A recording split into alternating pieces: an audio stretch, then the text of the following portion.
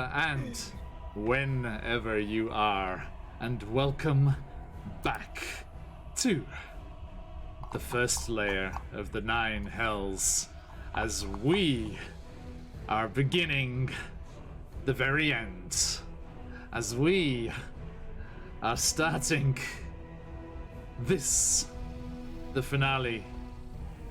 2-part finale, I would imagine. I hope, unless they suddenly became super OP and just absolutely wrecked Zerial for some reason.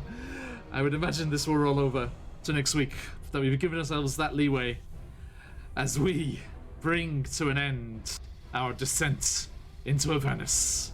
We cannot descend any further unless one of the fine audience members gives me a disadvantage. Thank you, Quilled. I know it's because you love the players. Alright, thank you for that follow as well.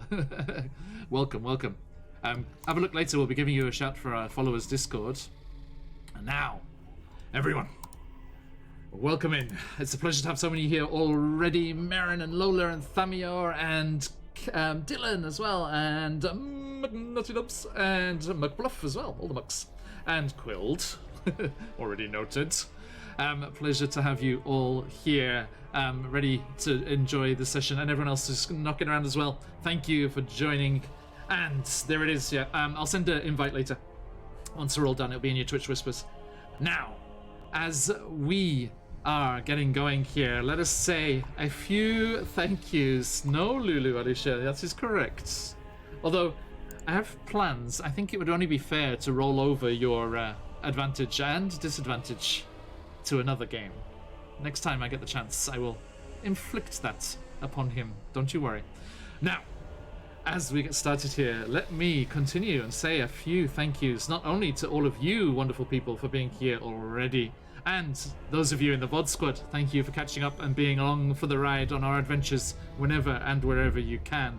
But let me also say a huge thank you first to the wonderful Bree. Oh, thank you, Alicia. I know that's only because you don't like Patch. Now, and as I shout out our favourite peoples here, let me first do a big shout out to the Descent into Avernus artist Bree, aka Circadian Crunch, over on Twitter. Do give them a look as they did this fabulous character art, as long as a couple of others that you have not seen for a while, but they might make an appearance today in the group image, which is the original band image from way back when, so we can show you the full glory later on. And if you are able to, please head on over there, give them a follow, and if their commissions are open, you can get some of this fantastic art for yourself as well.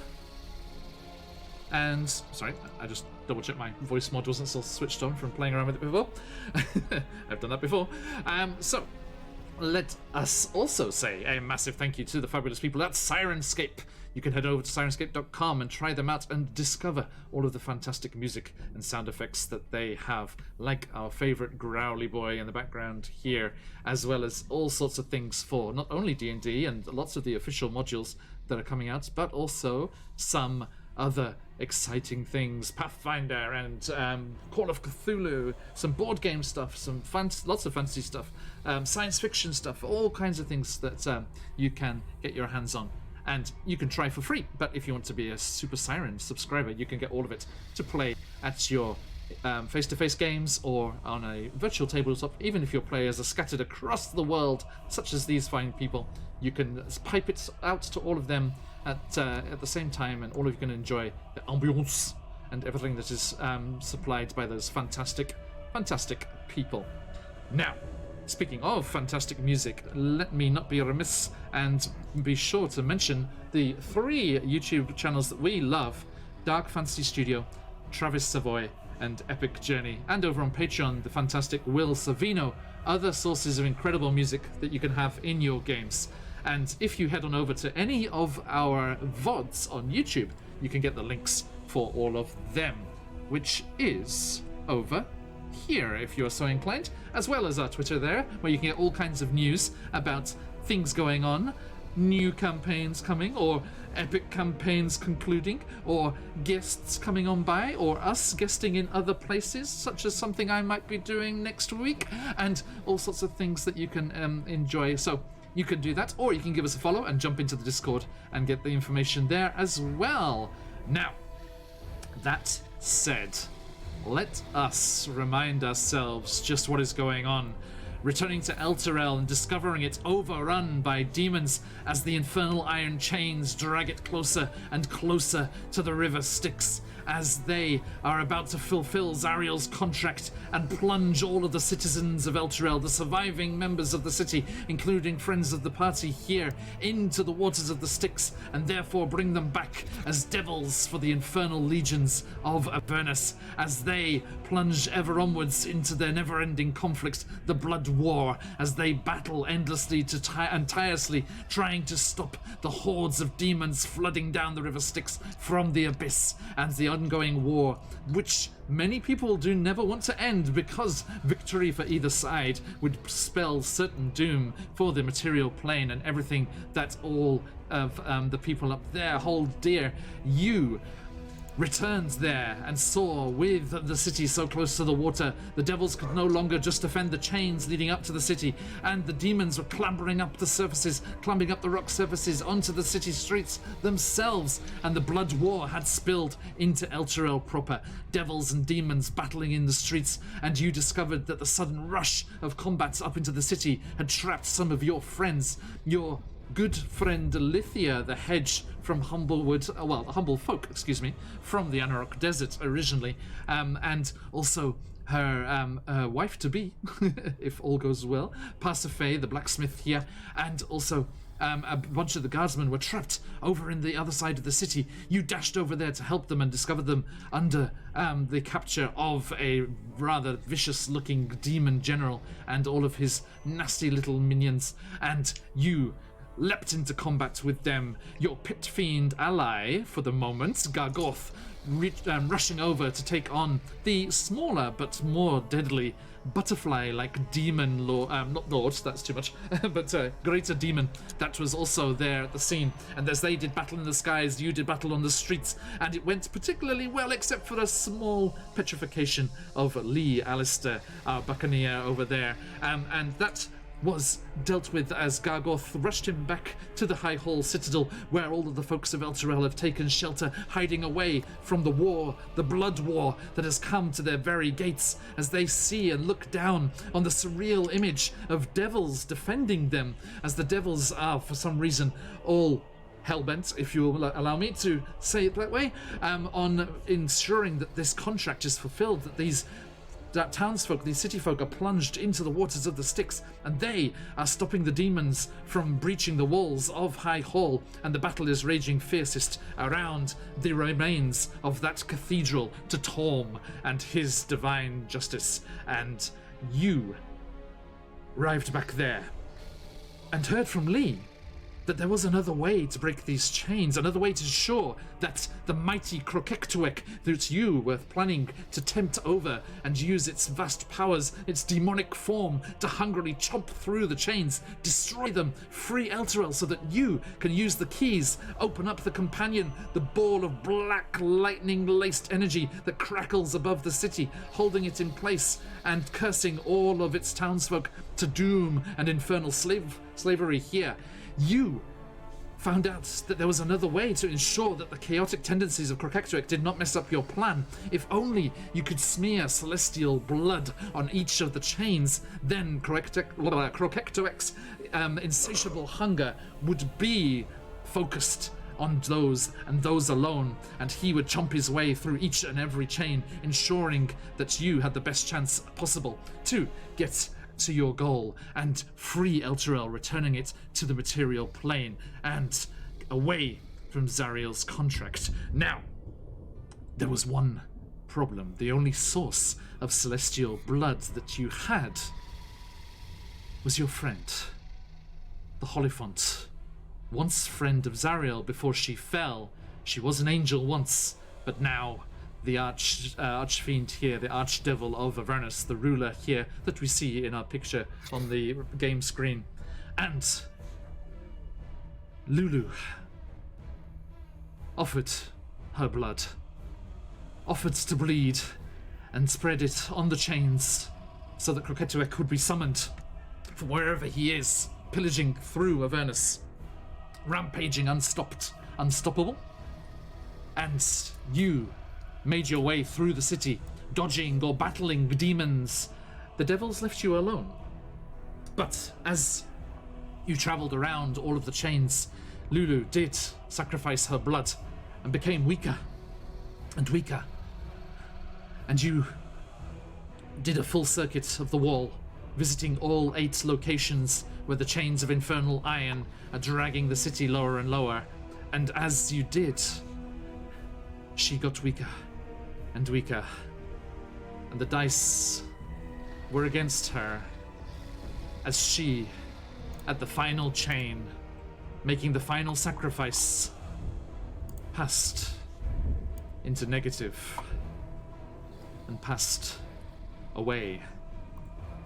Of course, the attempts were made to heal her, but the effects of the chains, the infernal iron that they are wrought from, meant that her maximum HP was also going down every time, and she was unable to be saved, unable to be brought back, and nothing remained of her to be resurrected either, as she, being a local of Bitopia,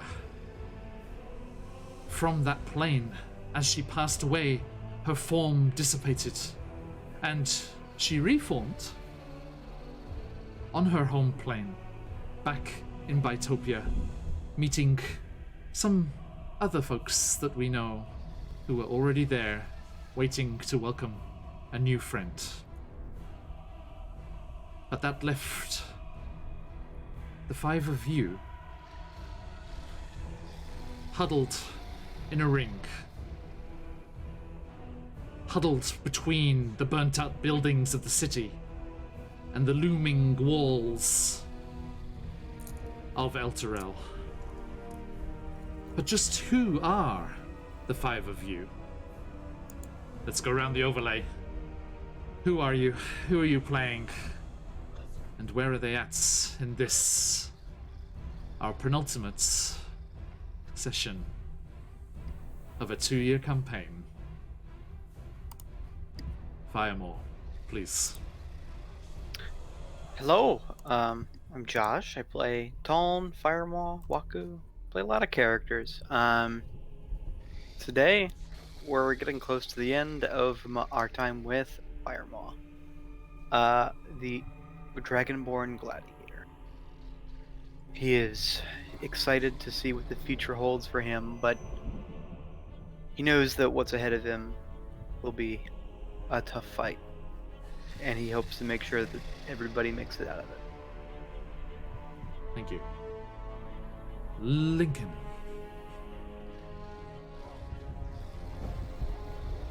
Hello, I'm Emma, and I'm playing Lincoln. Lincoln has had a tough time down here, and it shows, both in the fact that he is now missing a limb, no longer has his mohawk, and he is devastated, for lack of a better word, that it was his turn that killed Lulu. And whether that's going to affect any of the decisions he makes down here remains to be seen. But he's ready for this concert to be the best of his life, the hell and potentially back world tour. So let's go. Thank you. Horvin. Oh, it's what he came here to do. Yes, indeed. Born to do, no less. Horvin. Hello, everyone. My name is Colby, and I'm playing our wild magic Corvum sorcerer Horvin. He's learned a lot. He's collected a lot. But he's a little worried about returning to the top side. But he knows he doesn't have time to think about that right now. He's trying to plan how to improve his performance on the stage. Thank you. Lee Alistair.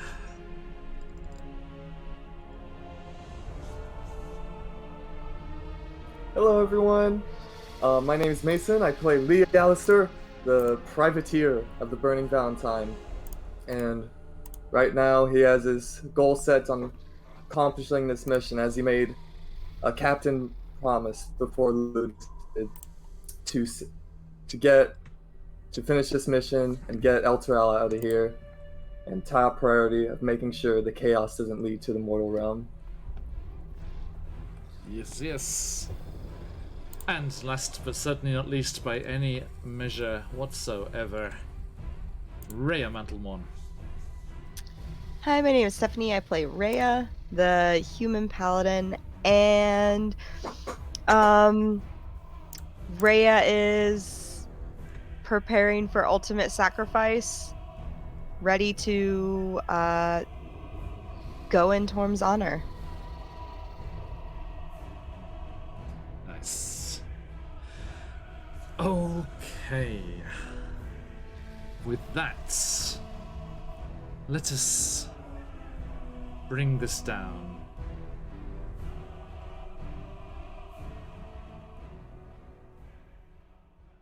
As you find yourselves huddled in the chaos,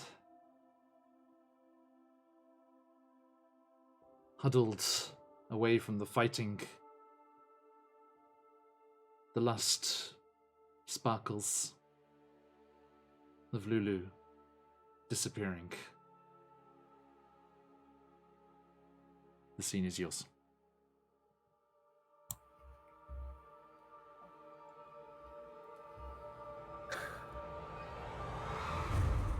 Everyone, I know it hurts right now with Lulu being gone.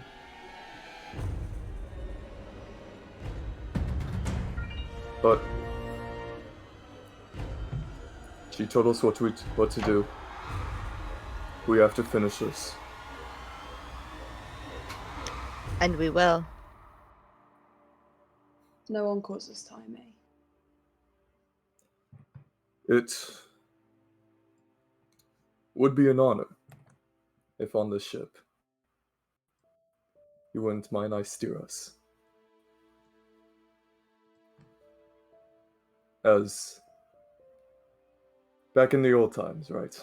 On the Burning Valentine.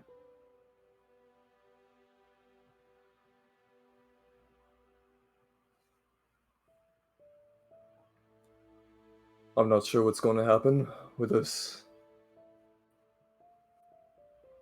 But might as well treat it as it's our final ride.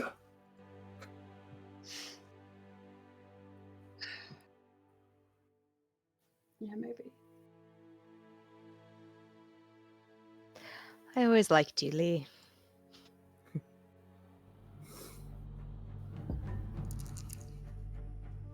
And I've always thought the same of all of you.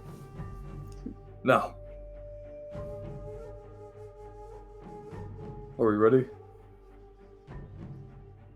I think I said this before. It's pretty much born ready. In more ways than one. Very true.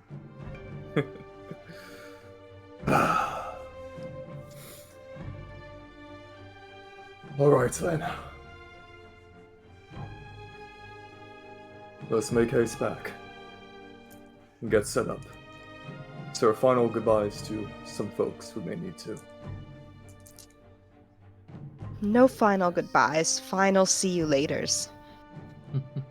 You're right, Rhea. You're right.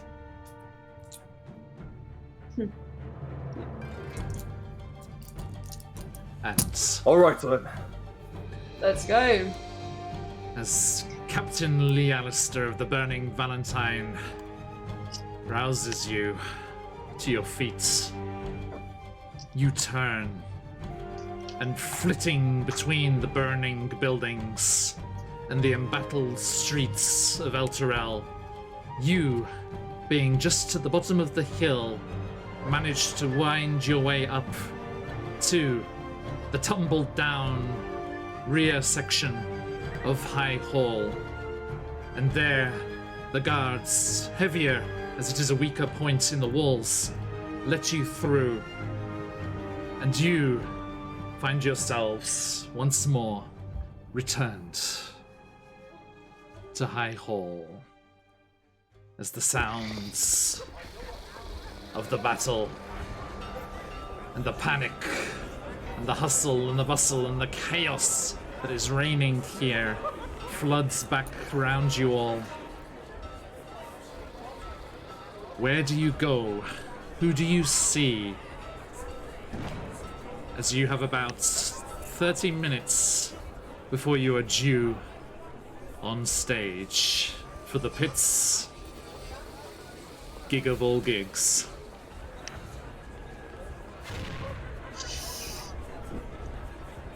Rhea, I know you've kind of got a new body and everything, but are you still good on drums? Have you got drumsticks? Do we need a drummer? I definitely lean forward. I like to think I'm a little taller than Lincoln now. Yeah, you are. Yeah. I lean forward and I go, "How dare!" And then I pull out drumsticks and I go like this, "How dare!" And I put them back. Spin them through the fingers. I walked into that one. Right, yes, okay. You see Drums that those covered. drumsticks are still covered in those markings that they were etched into them in the Crypt of the Hellriders, as Rhea did Stunning. her part to return them to the other planes. And Lincoln, yeah. Fire more. Altus, space. Do you reckon he's up to it? I'll go ask him. Okay. If this is the last thing I ever do, it's going to be the best thing I ever do. I'll see you guys on stage. And Lincoln's going to just go to the stage. I think he's going to go and he's going to do his pre-performance routine of gargling salt water and only eating brown and green M&Ms. Noted. I'm gonna go downstairs to the crypt Okay. and just commune for a second with Pistol and Tarina and be like, "We're gonna get you back. We're gonna get you to an actual place of rest." Yes. So yeah, you're down there, kneeling in the relative quiet and calm of the cellars and chambers beneath the cathedral above. And you see the forms of Tarina, the hedge, and Pistol, with his fox-like features, peaceful, and just as if nothing had ever happened, and they're just sleeping, ready to wake up any moment. As your two humble folk friends lie waiting to be returned somewhere peaceful. Tarina's spirits will be in the thick of things now that the Blood War's in the streets of Elturel. If we quickly cut scene to the bridge going across the gap between the two halves of the city, we see a massive arcing palm tree beating the living hells out of demons and devils alike. Anything that makes the mistake of thinking that's a safe place to cross.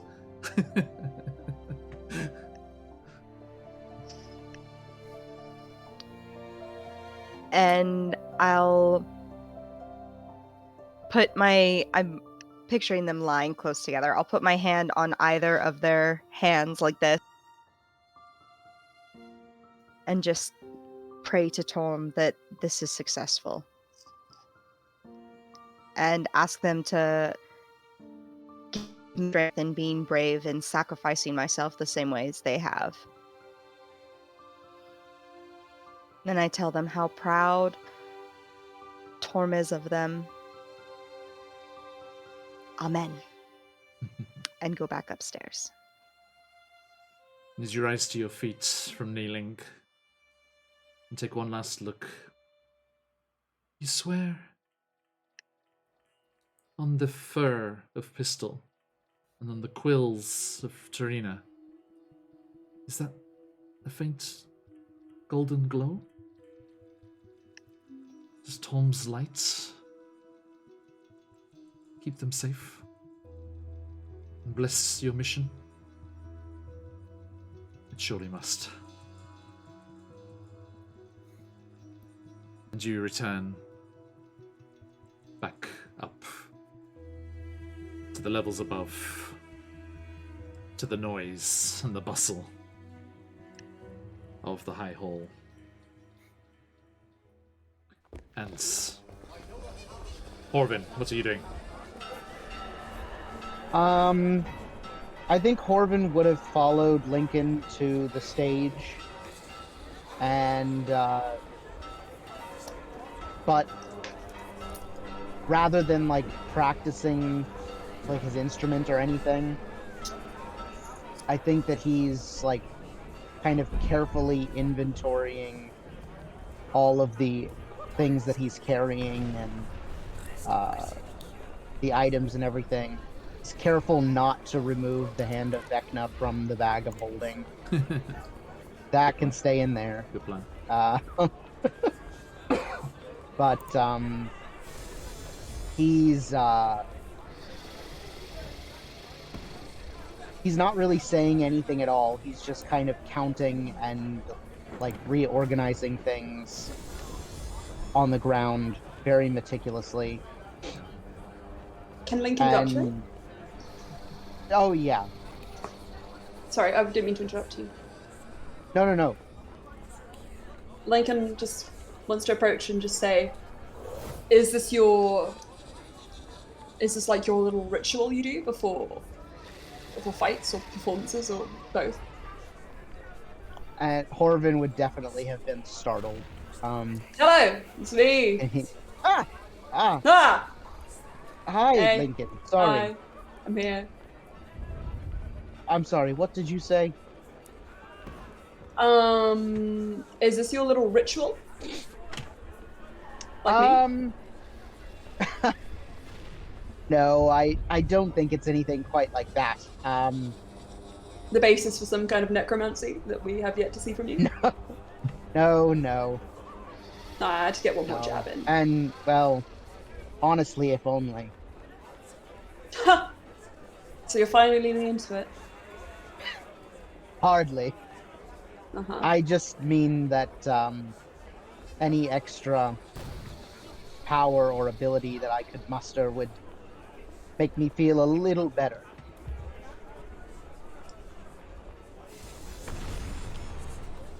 Do you think we're gonna get out of this one alive?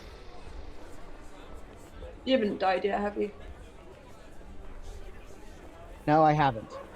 And I'm afraid if I think about the results any other way, then it may manifest.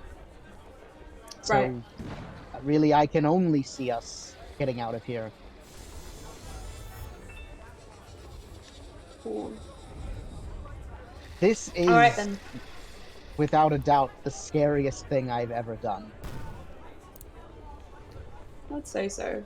I mean, we're summoning what? The most terrible demon down here that we know of. Basically to come be a front row seat bra show.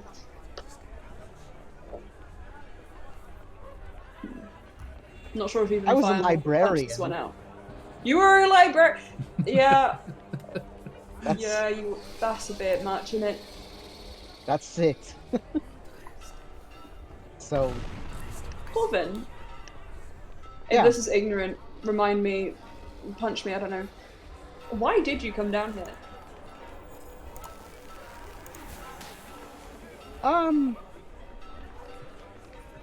Research, fact-finding.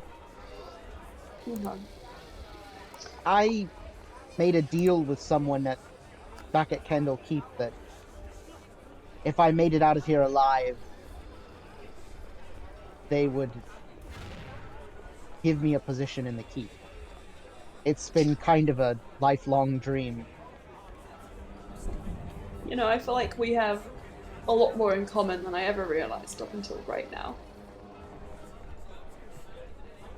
Both following only what we want, even if it takes us to hell. And back. Well, the other part is that I don't know that I could forgive myself if I didn't come with you all and you guys didn't come back. I see that. Yeah, and I don't know if I actually really had any agency in the end. Even if I thought it was what I wanted. I Changes do nothing now, not though. railroad. No, sorry.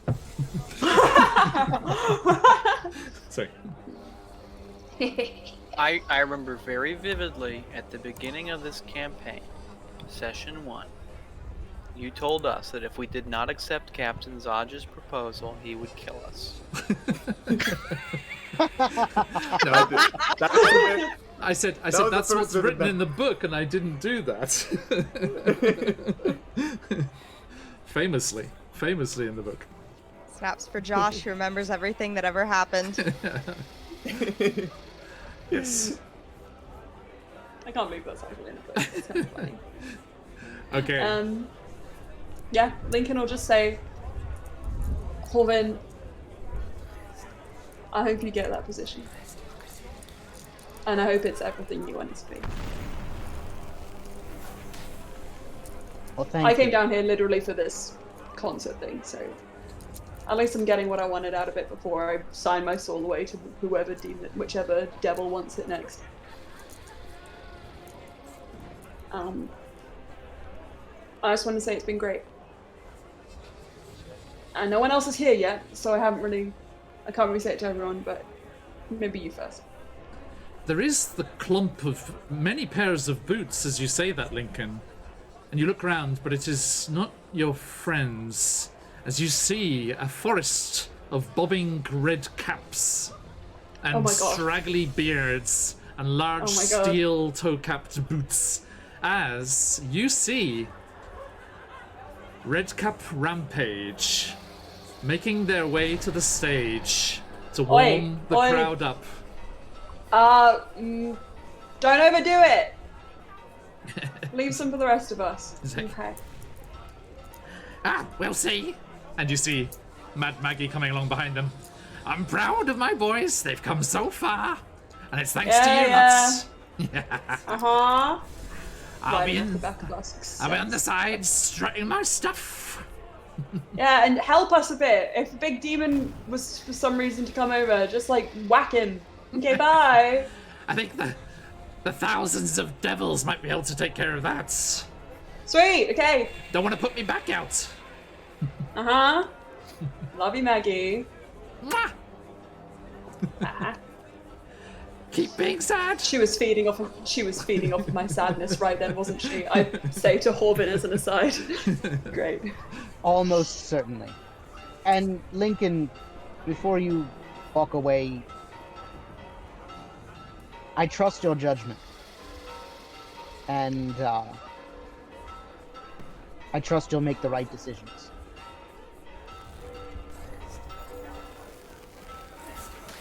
One can only hope. I am unpredictable. Oh, and Maggie comes hobbling back. I almost forgot. What is it they say? Oh, yes. Break every bone in your body. Hey! Close enough. As It's I already walk, happened. I like to think I heard that. Yup. Certainly. Is that the saying? It's a very extreme version.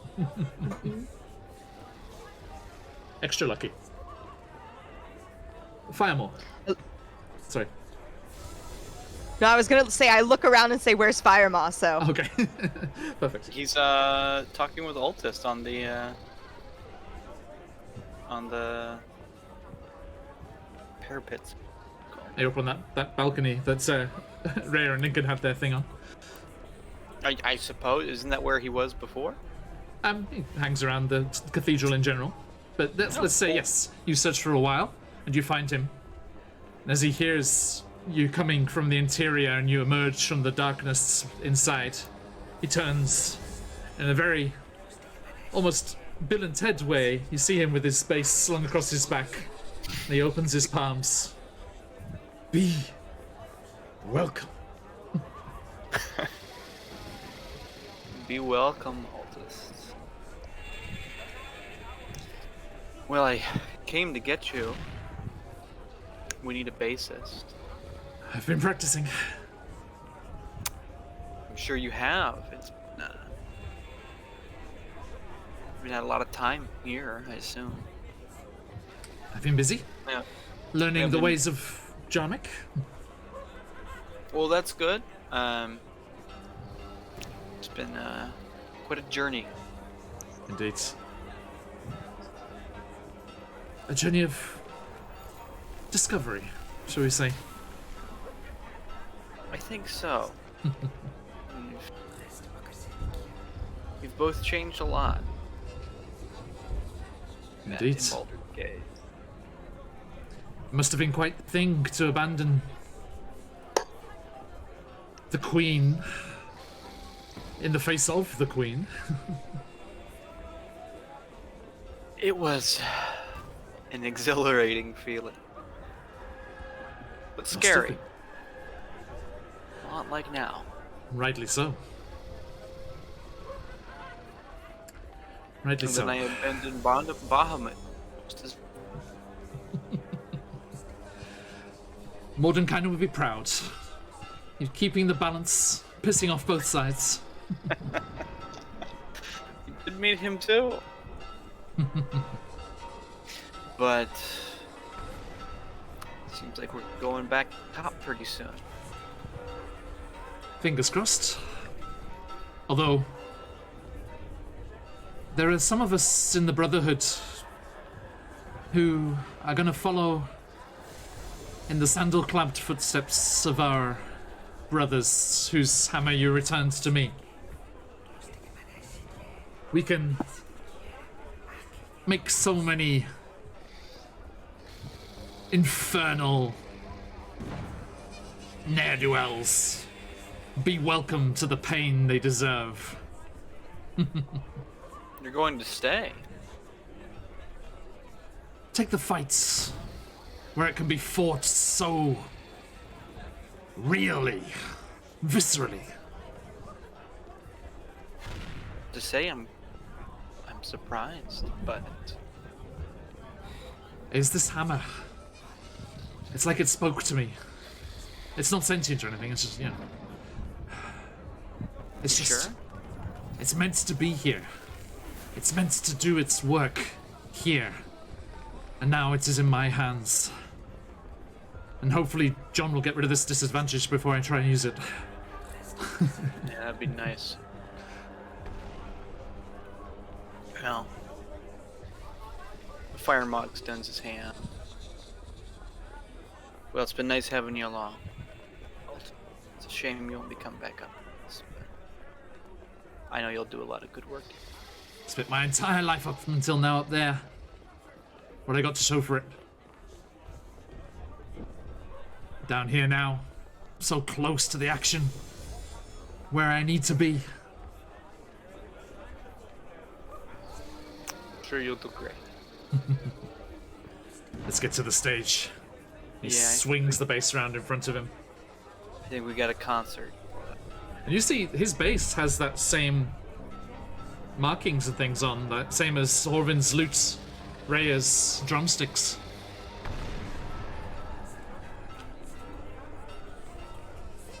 I see that you've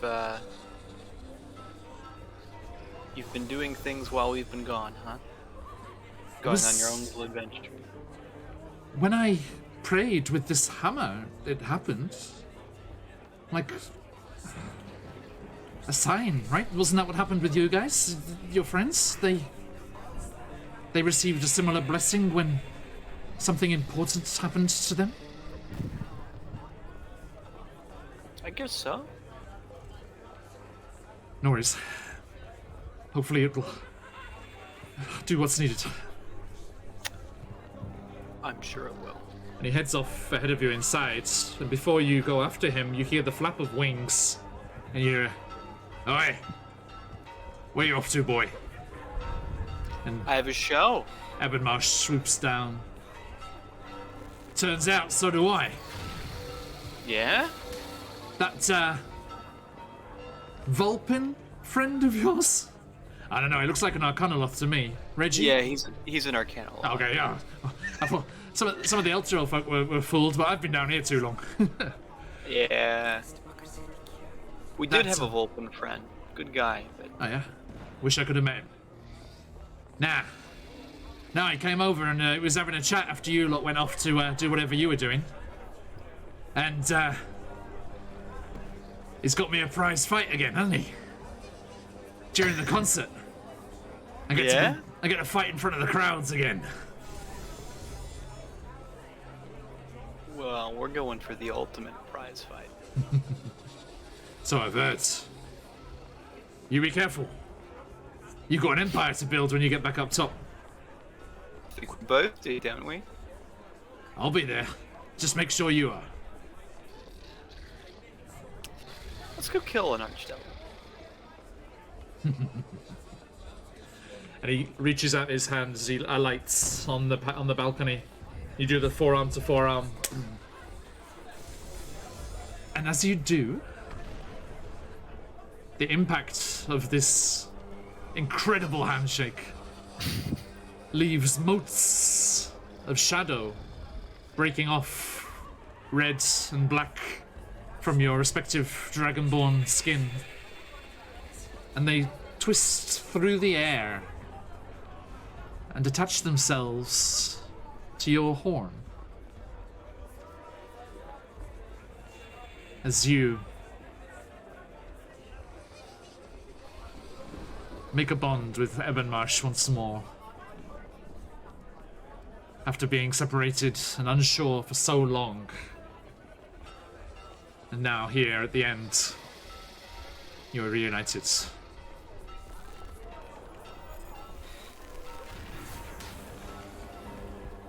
Lee, what were you doing?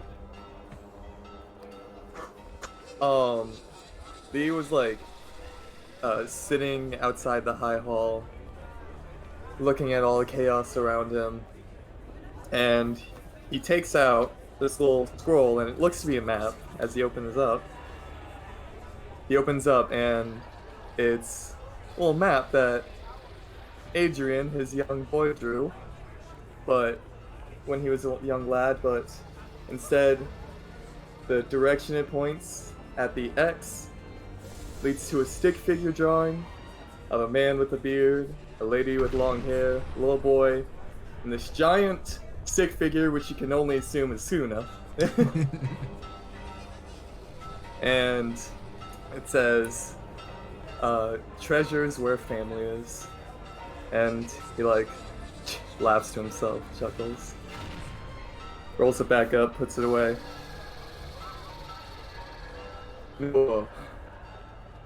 Crash.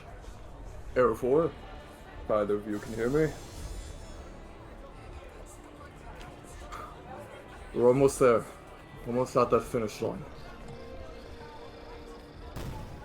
And as I promised as privateer for Bitopia, we'll get everyone out of here.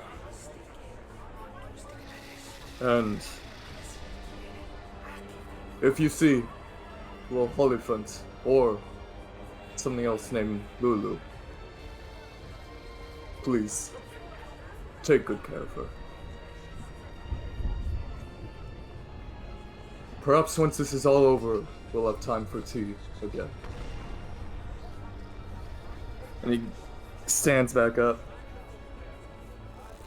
and he starts walking back towards the ship. Okay.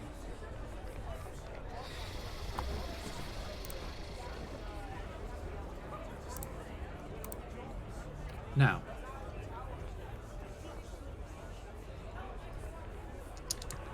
as you make your way down, all of you through, you all come together at the edge of High Hall. Over here.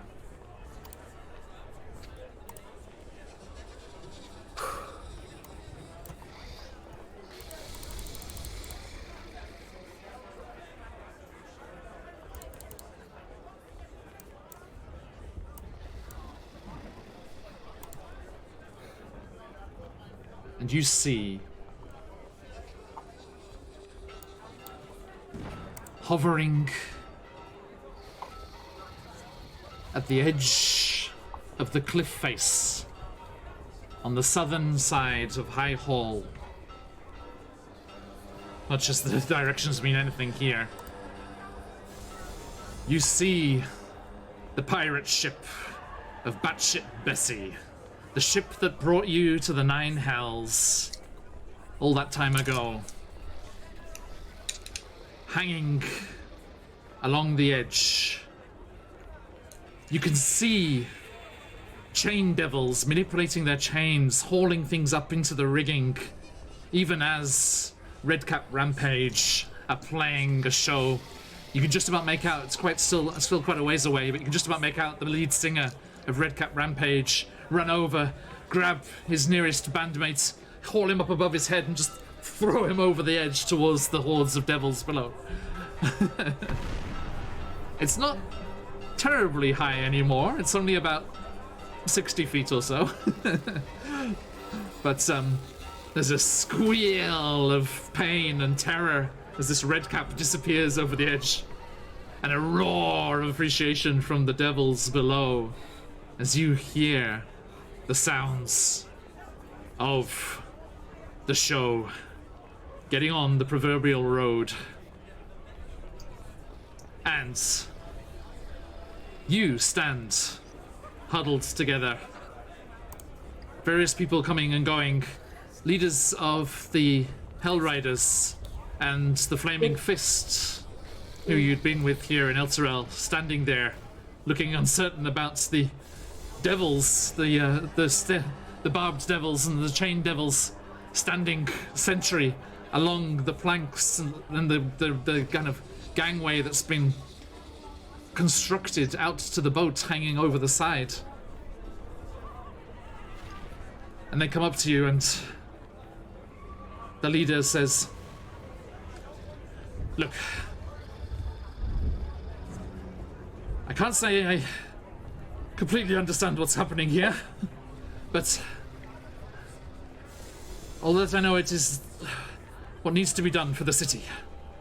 Yeah, no, that's fair. It's inexplicable. We'll be fine. Be careful.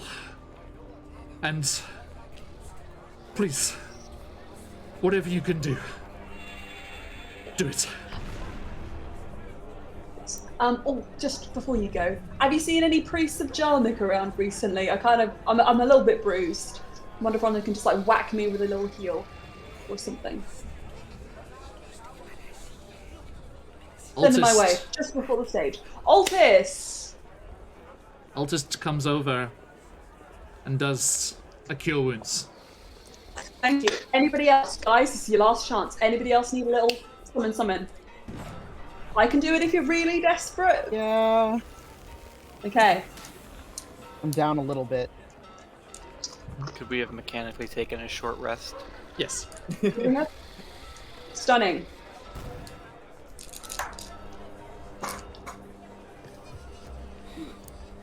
Brilliant. Right, guys. Okay, everybody. Huddle. Okay.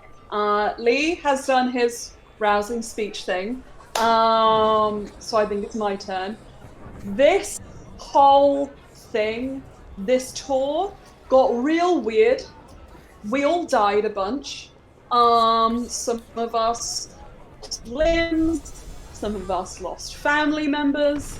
But the most important thing is we're about to do a concert to lure a demon to Elturel to take it back to the material plane. Isn't that honestly something anybody other than us could say? No. Why is it happening? Not entirely sure myself, but it's happening. Let's make the most of it. Go team! I'm dying on the inside. Well, Go team! Rousing. Well said, Lincoln. Well yeah! said. Nihilism is slowly creeping through my veins. Let's go! And you. Oh, wait. Rhea? Yes. I just want to squeeze her hand. Please do. I really am sorry about how all that went. And you do have a mean drum solo. You haven't seen anything yet. I'm And then I sure- do the drumsticks twirling in my hand. Badass.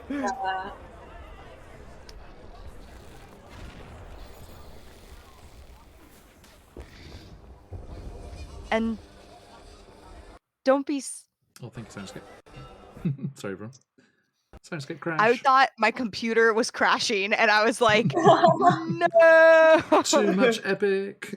Yeah, me too. I was like, where'd my sound go? What It happened? was everyone's Such a wow. like a vacuum. Sorry.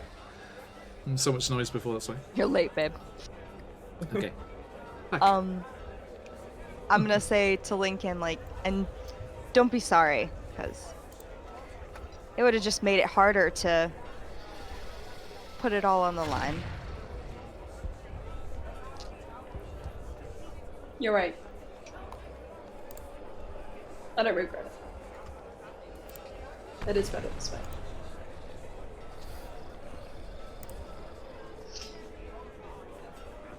Let's go! Lincoln's just gonna... Whee! Whee! That was in Stephanie's heart, not necessarily in Rhea's. No problem. Now, you turn towards the walkway constructed from the edge of High Hall's battlements across to the floating pirate ship. And you see, as Redcap Rampage finishes and skitter and scatter their way up onto the aft castle. No, the forecastle, sorry, where Mad Maggie's waiting for them. And you see Batshit Bessie and her crew spookily hanging out at the aft castle. And you all start to make your way down towards the stage. And you can see there have been adjustments. You can see that there are large black obelisks on the sides of the deck facing out onto the plains of Avernus. What we as players would know to be speaker stacks. Held in place by chain devils, their chains looping up and wrapping around them, securing them to the deck of Batshit Bass's ship. Oh my god. And the pits take to the stage. I go to the mic. I turn around, and when everybody is by their instruments, I turn to the microphone and I say, "We're the Pits, and we're here to make you think about death and sad stuff. Let's go!" And that's it. And as you do that, you see floating down out of the air over the thousands of devils of all ranks, arrayed across the plains of Avernus on the edge of the banks of the river Styx, with a wall of pit fiends holding back the demons at the sides like a bunch of roadies. You see Bel on his floating throne come descending out of the sky, hovering over all of the demons that you can see below. All of you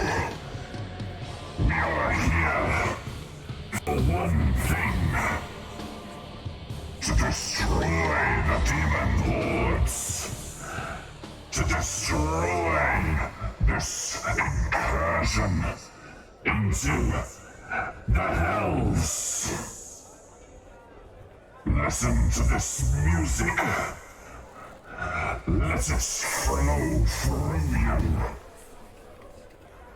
Let it inspire you. And you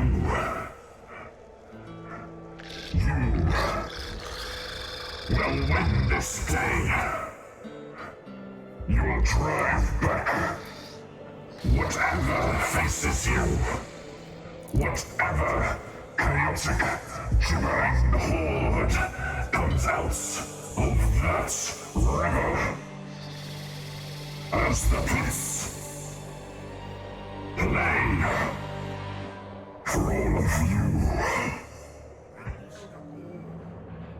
And you make your way to your instruments and the spots that are clearly for you. Rhea, over to the drums. Lee, to a microphone. Rather overtly aware that you haven't received any of these blessings that everyone else has. As Horvin hefts his marked lute, Rhea her drumsticks, Firemore his horn, Lincoln their guitar. And as you make your way to the instruments, you see Bel's throne spin round and loop down towards the stage.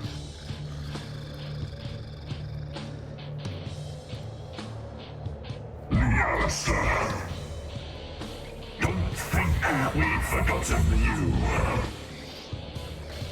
We know the touch of chaos. You accept it. But no matter. Let's turn it against them. And here, you shall work for us.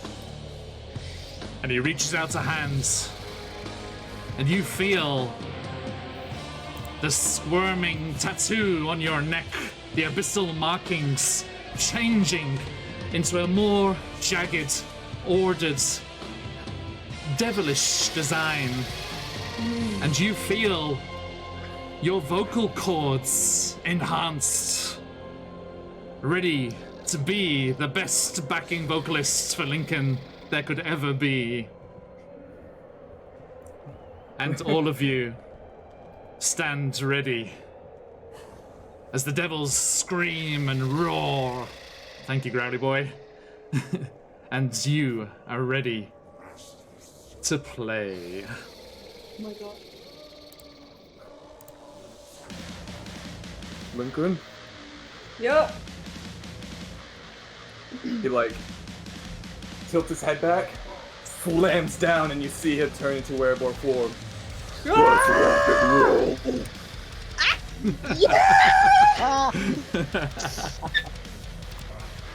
my god. Fuck yes. Right. The moment that happens, Lincoln is going to slam down on the amp and just do a killer riff. And it just goes on and on throughout the crowds. It's so loud, the red caps' hats just get blown off and we finally see their brains, which are surely just open underneath. Bel's throne just gets pushed back 20 feet by the force of Altus's bass, by the drums, everything all together. I imagine Firemore's breath weapon just comes out like a fog machine, Hells yes. all around him. He looks magnificent. His chest is glistening. Altus is swooning. And then Lincoln just kind of keeps going on the guitar for as long as he can. His fingers just almost breaking with the effort. And then he does a killer slide right up to the foot of where the drum set is and sends it off to Rhea for her to do what she promised and show him the drum solo that he has never seen before. Here she goes. Which, if you want to describe, you so can. But I do imagine there's a backflip involved and some wings. A backflip. I need a ramp. There's actually a ramp in the back that I like Yes, there fully is.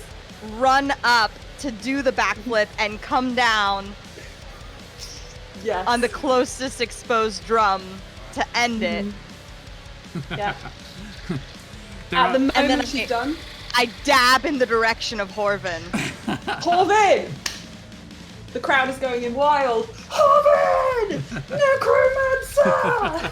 Let's do this! You actually see a bunch of the devils, a bunch of the demons off beyond the pit fiend, the bodyguards on the side. They were like, Orcus, Orcus, Orcus, and I just, shut up, you lot. Bring this crowd back to life, Horvin! So, on that note, Horvin will, he's been playing the lute, and he'll kind of, leaning into, he wants to do some more complicated chords. He's going to use his mage hand cantrip Yes. to put a third hand on, as the lute starts to ramp up, he's also going to cast Sword Burst cantrip on himself. So this ring of swords, forced blades, appears around his waist, and then they start kind of twirling around him and ellipsising and. Absolutely. Awesome. At this point, both hags on either side and all of their minions are just losing their shit. Okay. I think then once Horvin does the killer loot thing, Lincoln's gonna harmonize and let him riff off a sea shanty if it's all he wants. Some improv work. Full Metal Wellerman. Yeah. Yeah, Lee, anything? Lee is just hardcore backup, kind of full on screamo. During the breaks where he has to take a breath, he has private doing it instead. Oh my god. And when he's taken out in the very deep parts, he charges his fist with the blooming blade energy and slams his chest to make it have an even more powerful effect. Yes. Fantastic. The impact of that shockwave blasts a chain devil off the edge of the ship. They just, Oh my god. but they That's they manipulate their chains and swing down and then crowd surf onto the top of all the other devils. Good. Firemore. Lincoln will swing his guitar around to Firemore, yeah. Well, Firemore's got a horn. So Firemore's using the horn to kind of direct his breath weapon. Oh my god. Lightning and fire and shooting it off and really being in charge of the pyrotechnics more than making music. As the fire shoots up over the crowd, lightning coming out as well as he changes breath weapon types, probably searing a couple of people who are not super careful where they're flying. Fantastic. Lincoln does look to Altus if there's anything up your sleeve, John. Altus just comes running up to the side, at the front, the side of the ship, and just puts his foot up, and he throws back his hood of Jarmic, and you see that he's shaved his head, and he's he looks like the bassist from Baby Metal, and he's just doing the full-on finger plucking. And he's just doing the full bass solo, just going in time with the music, and then he just. At the end of the concert, whenever this happens, I'm going to preemptively just put this in here because I think we're still going for a second here. He's just going to just throw up his bass and then just swing his hammer at it and just destroy it whenever that happens.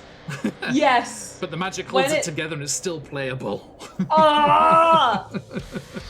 I think Lincoln is as the music dies down, he's going to cast Vicious Mockery, and he's going to say, "Cricket to Wick! Come on, I'm show gonna us what you mage got!" hand so you can float in the hand. Oh my as god! you do this. Raise up. Yep. Krakatuwick! Show us what you got! There's a roar of appreciation down from the crowd below, and then it kind of like fades off slightly questioningly. He's like, "Did she just shout out to a demon?"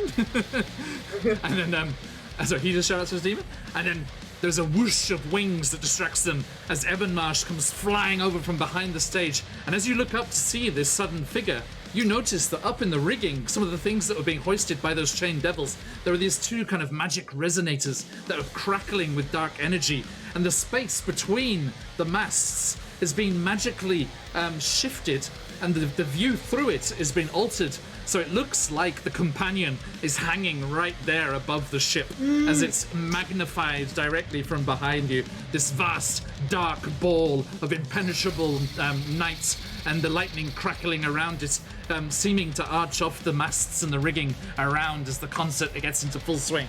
And as Ebonmarsh flies by out above the crowd, they're all like roaring and shouting in appreciation. And you see a bunch of winged demons come flying from the side where they seem to have been released. And you see some devils over there with massive cages. And they come flying out, and you see Ebonmarsh heft the axe of Arkan the Cruel as you stole it away from his lifeless body. And he goes soaring, and this massive gladiatorial combat in the skies above the heaving crowd below takes place as Ebonmarsh butchers these demons to the delights of the crowd, and demon ichor rains down upon them, not enough to warp them in any way, but they're just all like, yeah, as it just black ichor falling from the sky as Ebonmarsh swoops and spins in a whirling expedition of death with the new axe that he has learnt to use very quickly. And as this happens, one of the demons doesn't seem to be focusing on him or whatever else is going on here. And you see it come barreling towards the stage, its wings whipping through the hot, acrid air of Avernus, and it comes swooping and lands on the edge of the ship, leading towards Altus as he was still there doing his solo. And as he starts to ponderously come onto the deck, dripping claws with acid towards your prize bass player, you see a halberd erupt through his chest, and the demon just screams in pain and erupts into ichor, splashing Altus and the deck around him as the crowd roars. And behind the destroyed demon, you see the devil with the intricately woven beard as Bob Pretzel stands on the side of the stage and nods at you all. Bob Pretzel! I want to give Bob Pretzel a chance on the mic. I'm that confident. Everyone, give it up for Pretzel! And he just comes running over, and he just starts just riffing along with the music in Infernal. And the crowd is like, oh, it's a local boy. It's like... I think Lincoln is going to throw his arm around Rob Petzel, gesture to the rest of his band, and he's just going to start, cricket to it, got nothing on this, cricket to it, got nothing on this. And it picks up throughout the whole crowd, and they all start chanting and shouting as the river Styx and the whole of the area around Elturel takes a pause from the blood war as this concert rages on. And you, Lee Alistair, hear a slight cough behind you, and you turn and you hear Yuruskune as you see the chromatic dragonborn of chromatic chaos stand up, and they have their own microphones, and they line up on either side of you and join you in the backing vocals for the concerts. Everyone who's new along for the ride here, Chromatic Chaos is the chromatic dragonborn group that was the shining lights, the stars of Avernus, until the pits arrived. And they speak Draconic, so... This is iconic. And they assist Lee in the backing vocals, and Lincoln, you hear them start to sing behind you. You see, turn around, surprised, and then Altus's base must be superpowered or something, because it almost feels like Elturel's shaking, and along with it, the ship that's attached to the side, as a rumbling almost comes through the ground around you, and through the stage, and all of the devils around as well start to look about themselves, distracted for a brief second from the epic concert that's happening here, and you see a looming shape as the mighty form, almost as tall as the flying fortresses of Zariel's army, lurking, floating ominously at the back of the hordes gathered here. And you see the bounding form of Critter, with the tavern perched on its back, come leaping and jumping over the plains of Avernus towards the sound that it heard from so far away. And it screams to a halt. A bunch of the devils almost run and panic. Bit of a mosh pit comes up there as they try and get out the way, because they know this creature. They know it by name. They know it by reputation. They know it by experience. The way it tramples demons and devils are like impervious to anything that can be thrown at it. And you see, as it screams to a halt on a veranda at the front of the tavern, you see another Arcanoloth, one that you know well, Margrin, perched on the side, and they're waving frantically, and you kind of like do that awkward thing where you think it's you, and then you turn around and you see Reggie waving back because it never came up, but they are first cousins and they have been all along. And, and you see Margrin waving, but there is people waving to you too, as beside Margrin you can see the hulking form of Brawn. And is that one someone doing a lighter wave? No, that can't be. There's no such thing. No, you see Brawn reunited with his beloved, the warlock Vanavia, and she is just doing a burning hands over her head, just weaving it back and forth. And Brawn is just like, he's like shouting imperceptibly, but you know what he's shouting at you. He's shouting it, like waving his massive arms.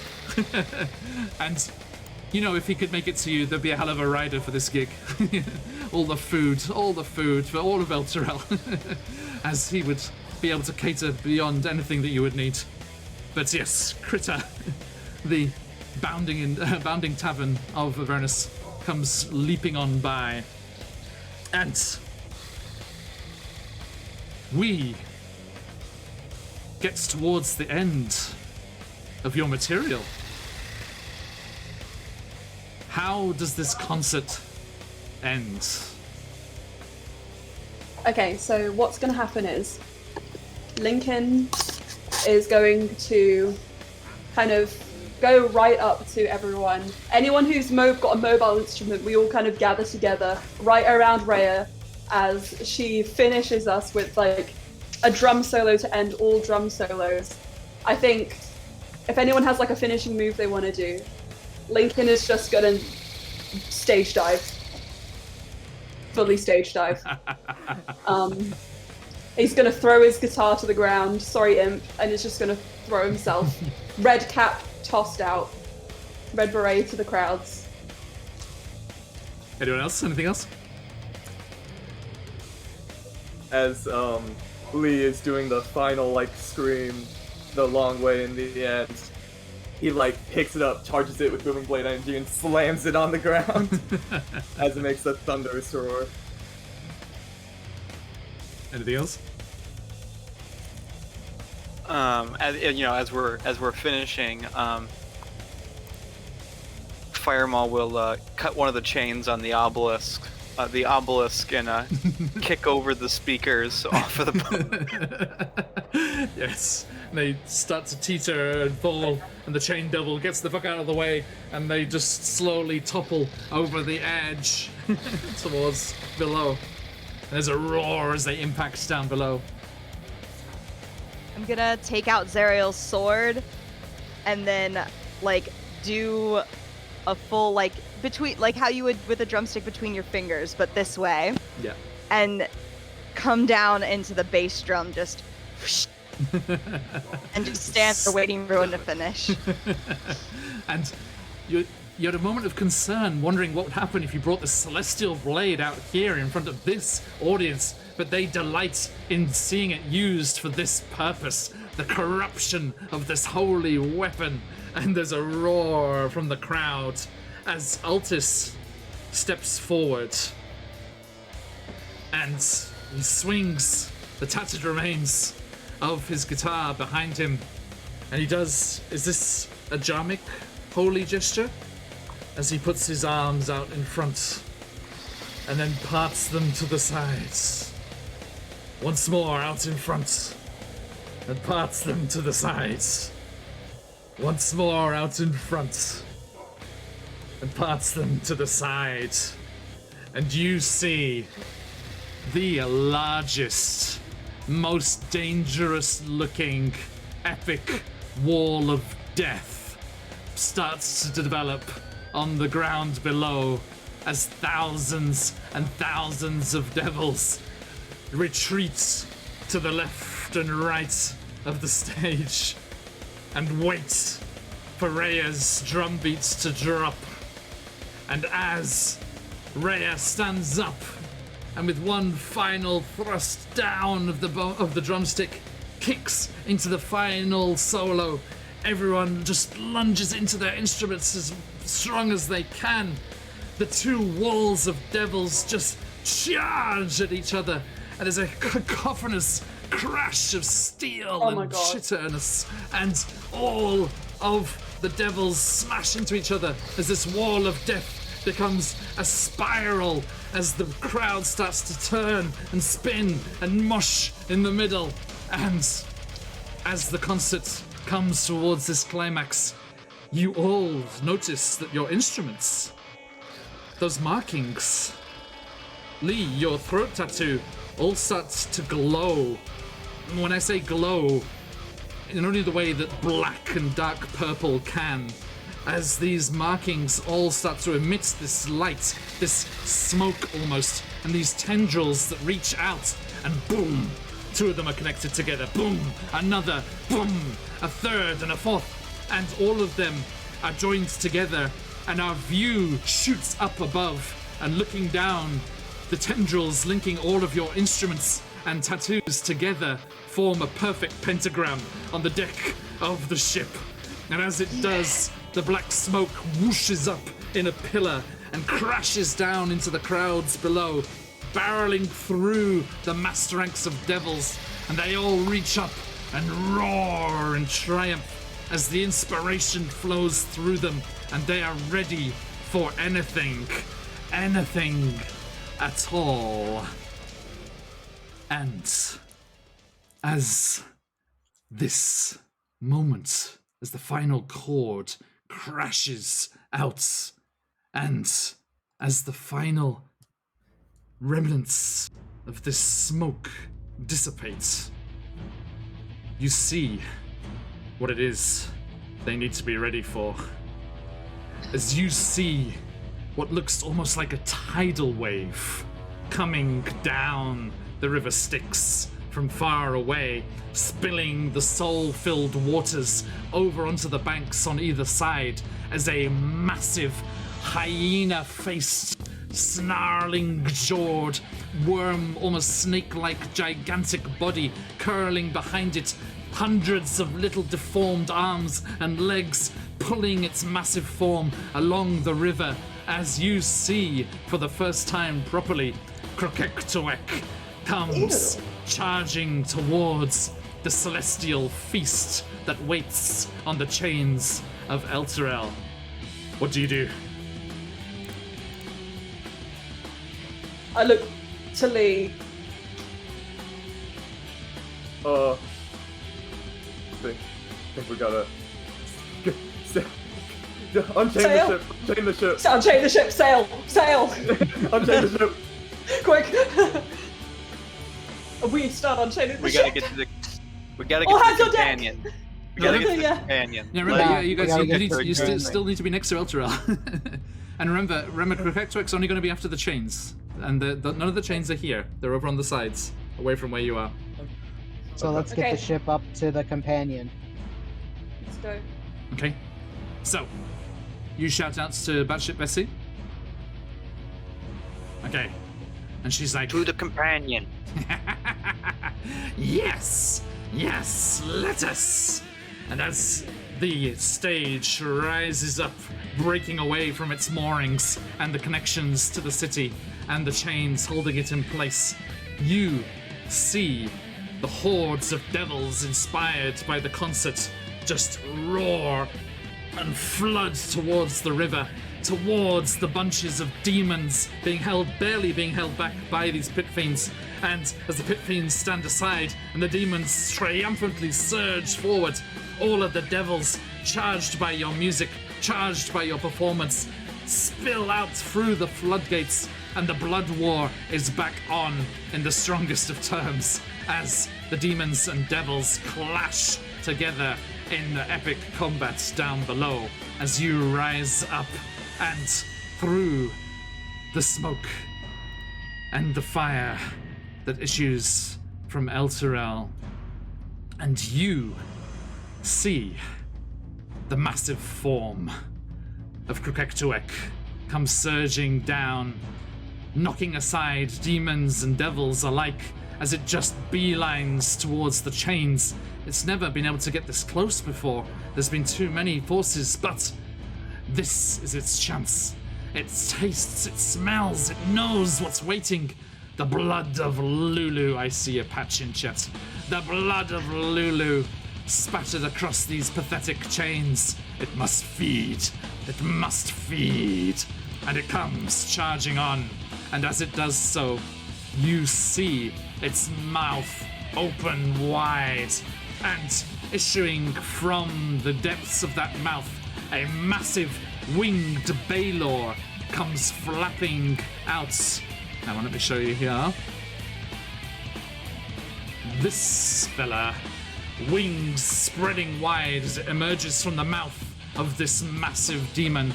The fiery whip unfurls, the sword in its other hand as it swoops up towards the city.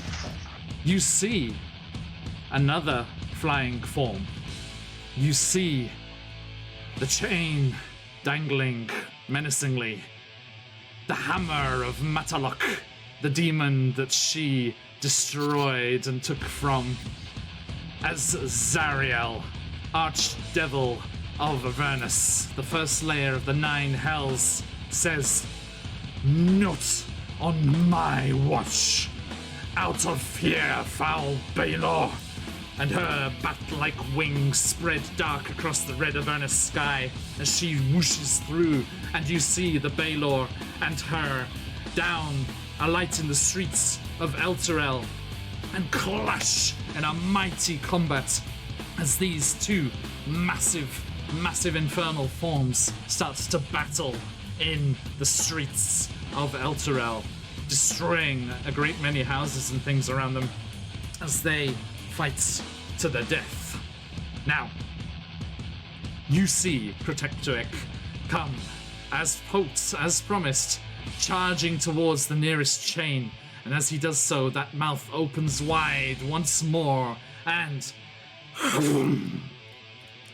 it crunches down on the infernal iron chains, holding the city in place, and, as expected, as hoped, the chain, with an almighty flash of dark light and a twang as the two parts go flying off in each direction, breaks, and the whole city for a brief moment lurches down, but then bobs up again as the city on that particular point is freed from its chains into the hellscape around it.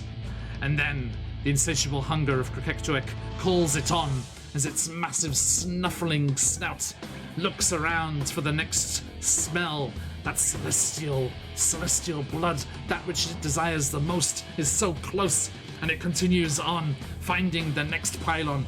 Crunch! Another snap of the chain, a shake of the bedrock of Elturel as another chain is gone. 2 of the 8, a quarter of the way there, a quarter of the way to Elturel being free. And that's when Zariel looks round, distracted from her fights, and she cries out, "No! No! You will not take this prize!" And she smashes the Baelor across the skull, dazing it, and with a massive whoosh of her wings, goes up into the air above the buildings of Elturel and starts making her way towards Krokektuik. What do you do? Vast as this demon is, it would be no match for an archdevil. We're near the companion now? You were just rising up above, kind of level with the high hall at the moment. This all happened like in an instant almost. I want to see a map. How close are we to her? How... orientation. I can show you the whole map. Hang on. Okay. I think.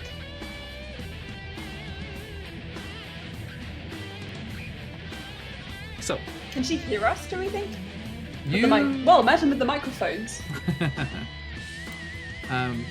Show her the sword. 2 seconds. Yeah. So you guys... Lincoln, yeah, you're coming over here. Shout something over to her. And Krokektuik has done 2 chains so far, so they're over on this far side here, Okay. heading towards the 3rd chain right there. They will get to the 3rd chain before Zariel gets to them, but Zariel is just flying across in that direction. She's basically like even with you, like east-west wise. Can I... Oh yeah, yeah. I was gonna say, I'm gonna draw my sword, and would that be distracting because it's her sword, or... Lincoln would like to help assist by shouting through the microphone, "Zariel, we have something for you."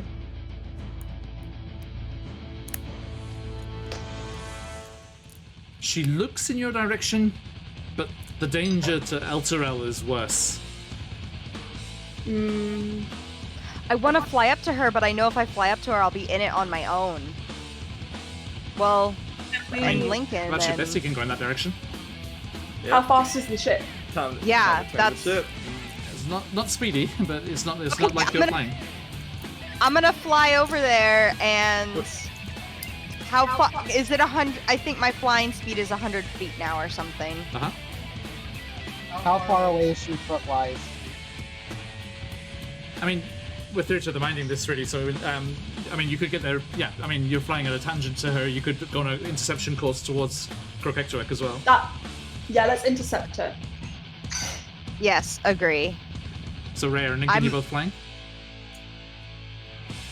I think- am. I'm going to fly up to her, and I'm going to, like, hit her with the sword and wait for y'all to catch up. Lincoln's wings.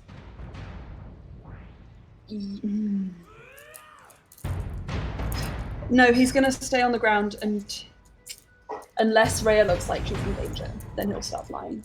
But he'll stay on the boat to save the wing power a bit. Okay. So, Okay, so Rhea, what are you doing as you fly towards Zariel as she flies towards Krokektuik? can I catch her and hit her? Can I get her? Wow. Wow. I mean, I Wow. don't know what else I will do to get her to stop from going to Krokektuik. Do you shout anything as Okay, you we're go going towards her?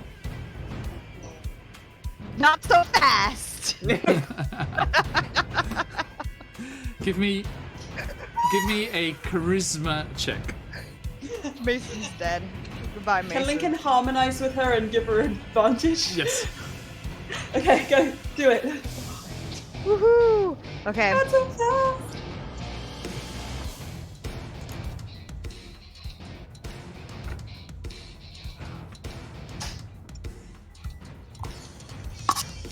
Sorry.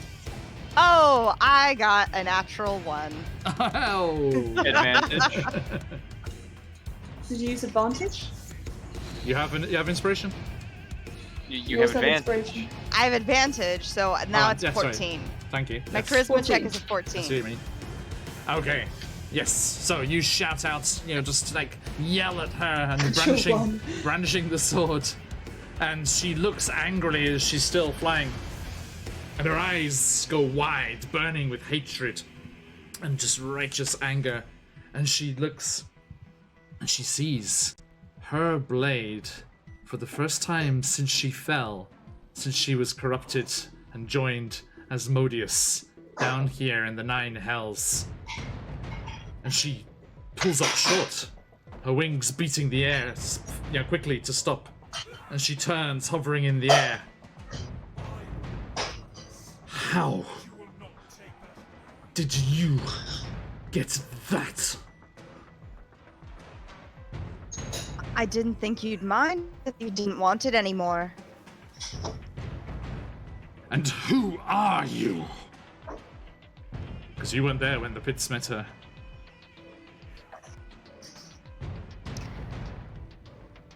I am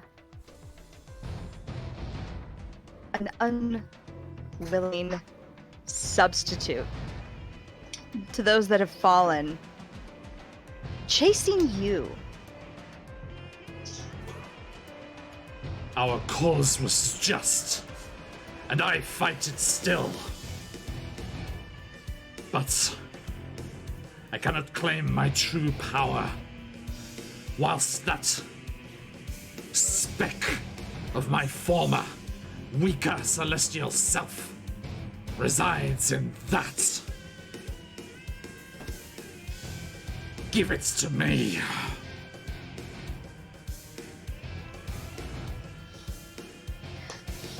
Come and take it. Oh my god. And she flaps those wings, that burning crown of fire around her head, and she starts towards you. And about halfway there, she is violently yanked sideways as a fiery whip from that Baylor cracks out, wraps around her waist, and pulls her down into the streets of Elturel, where it stands, and it chops her viciously with the sword. And she's like, out of my way, nuisance! And she starts fighting the Baylor again. But they are there, in one spot, in this long street of Elturel. You gonna go down there? Lincoln just says, "This is our chance. Let's go." The Baylor's injuring her. I We can get had her.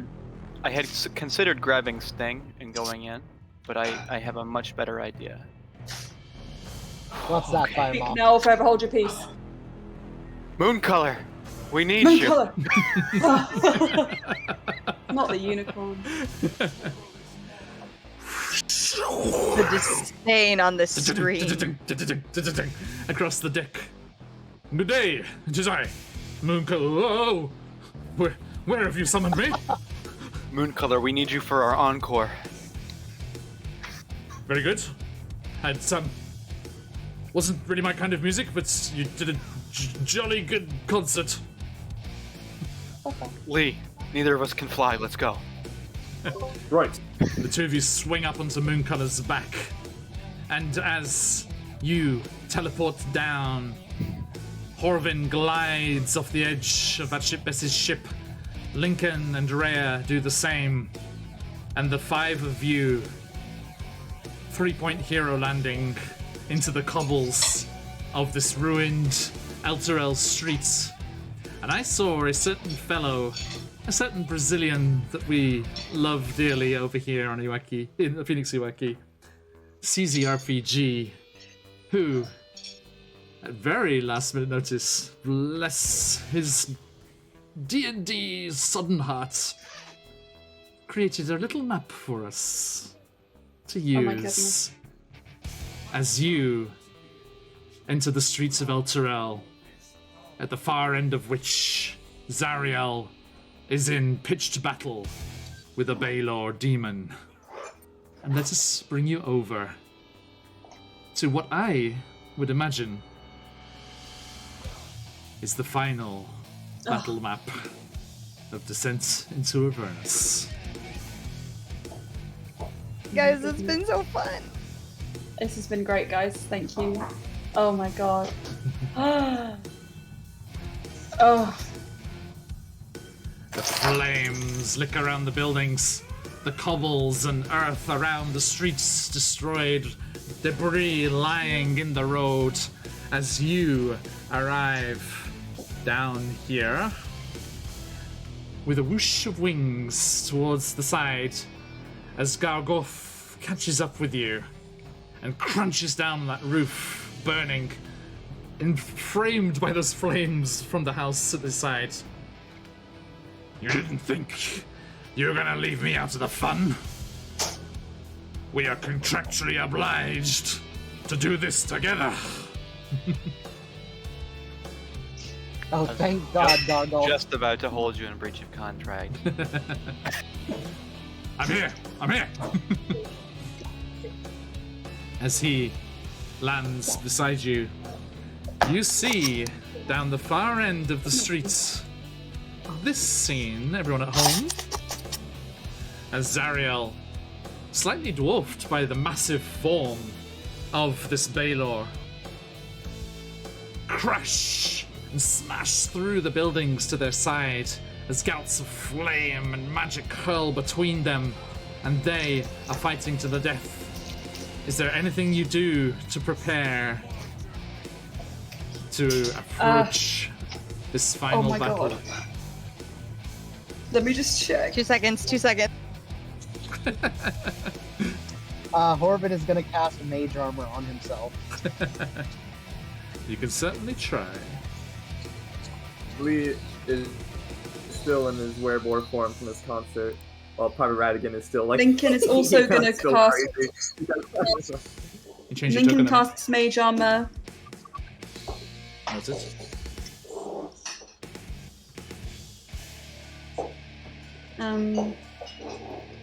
And gives. He's going to from that fight give inspiration to Firemore. From that fight, no, from the concert, he will have given inspiration to Firemore. Okay. Bardic inspiration. Got it. Yep. Yep. Noted. I am going to give protection from good and evil to Orvin and Lee. Okay. What does that do again? I will read it.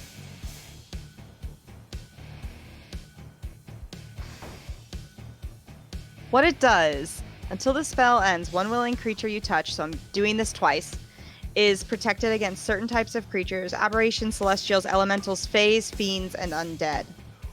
The protection grants several benefits. Creatures of those types have disadvantage on attack rolls against the target. The target also can't be charmed, frightened, or possessed by them. If it is already charmed, frightened, or possessed by such a creature, the target has advantage on any new saving throws against the relevant effect. Okay. So yeah, give me a shout if that comes relevant. Keep an eye on that.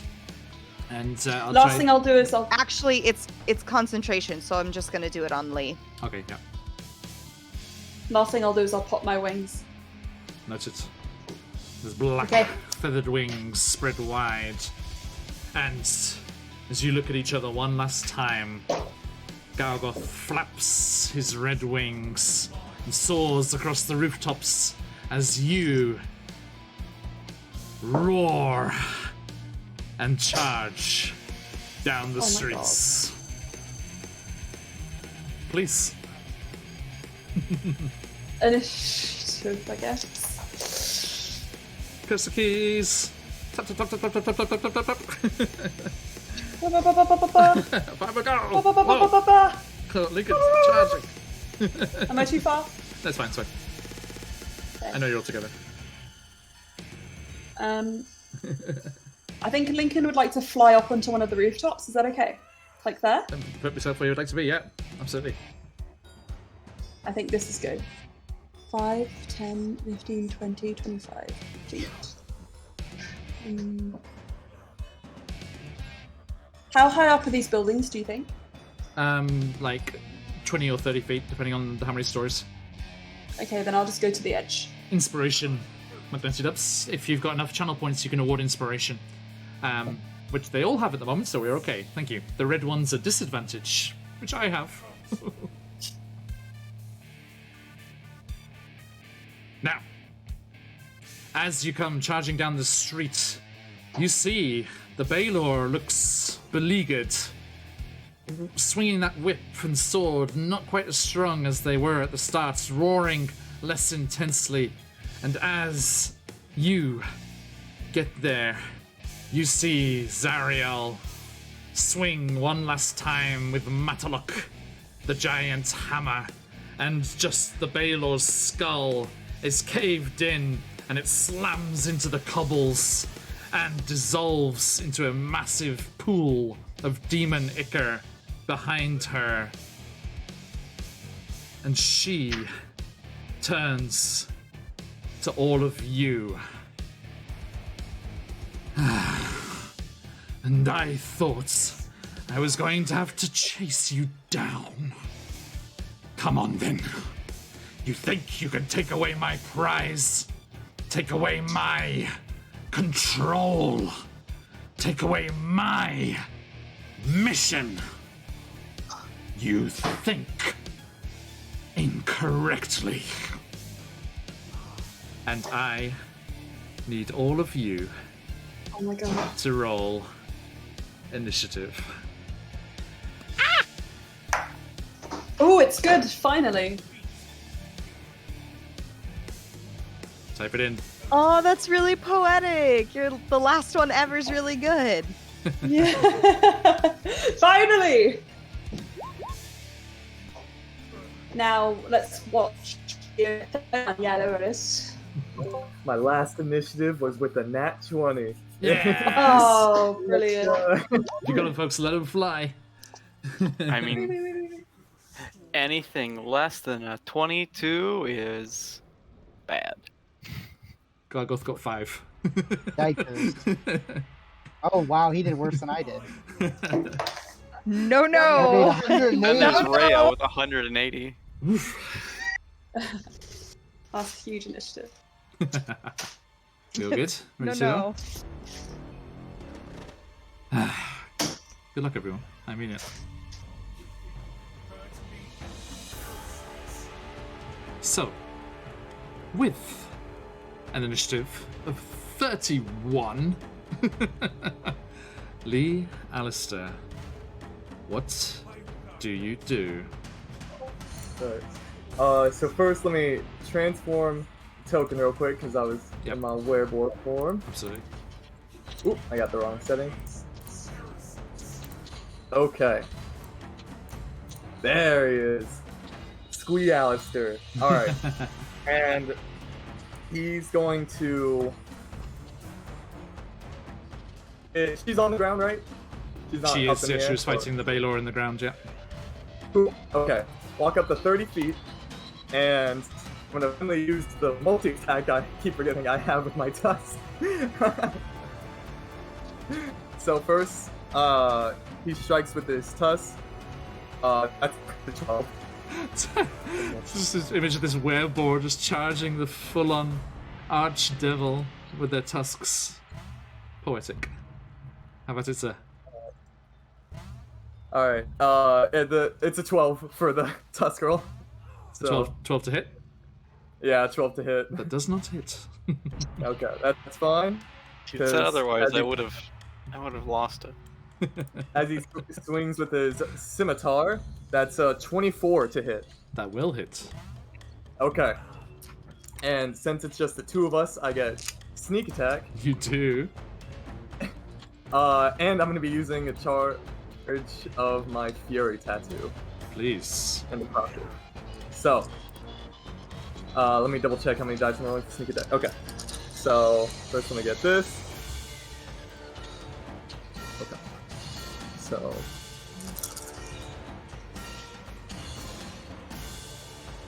Cheers, Susie. Okay. Okay.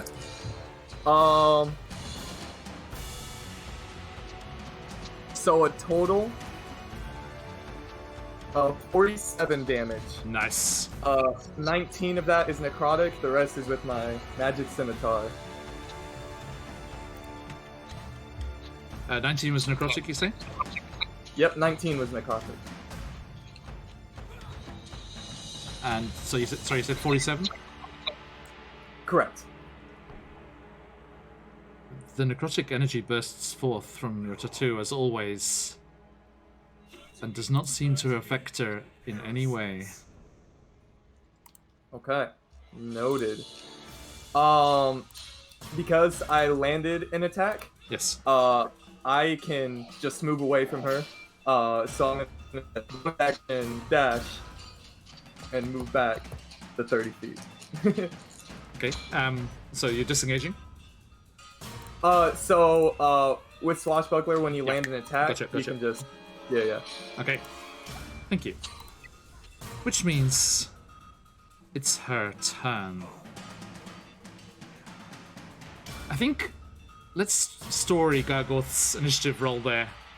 I think he's almost hesitant. You know, just this going against the hierarchy of the Nine Hells, you know, attacking a greater devil than himself up the chain of command. He hesitates for a moment, and she indeed spins towards him. And she's like, "Miserable traitor!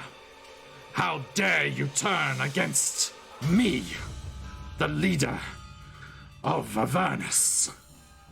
And she turns to him with her see what's it called? No, that's Gargoth. She turns towards him with her immolating gaze. Immolating gaze. Indeed. That is a wisdom saving throw.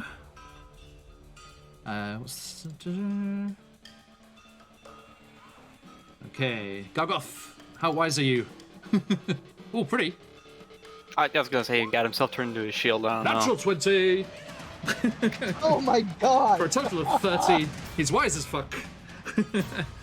As she turns, and these flames burst up around him, and he just feels emboldened suddenly, and he laughs. Your days are numbered, fallen angel. You should have stayed sipping dew off the Mount Celestia grass. And she screams in frustration, as that was a legendary action of hers, and her turn starts now. And she goes flying towards him and lashes out with her weapons. So, 19 AC. First, she goes with her flail. Boom. Hits. Flail again. Just hits. And then with the Warhammer, hits again. Okay. So, let's see, Gargoth, do you have any immunities? Oh, thank goodness. Okay, that's good. There's a lot of fire damage in there, and he's immune to that. And she knows that. She's just angry. She knows that the normal damage is bad too. Okay, so that is 15, 32, 35, 45 damage to your friend from those 3 attacks. Ouch. It would have been much more ouch, let me put it that way. But he's immune to fire. And he's like, he just growls at you. He's like burying, he's like trying to bat off these, you know, like with his weapons, and trying to defend himself here. Take her down, all of you. Fulfill your contract. And she is in combat with him there. Now, Lincoln, your turn. Muted. Okay. Lincoln is going to look at her, kind of quickly assess the scene, and realizing that we're not quite sure what damage type is going to get her down, is going to try a Thunder Wave on her. Okay.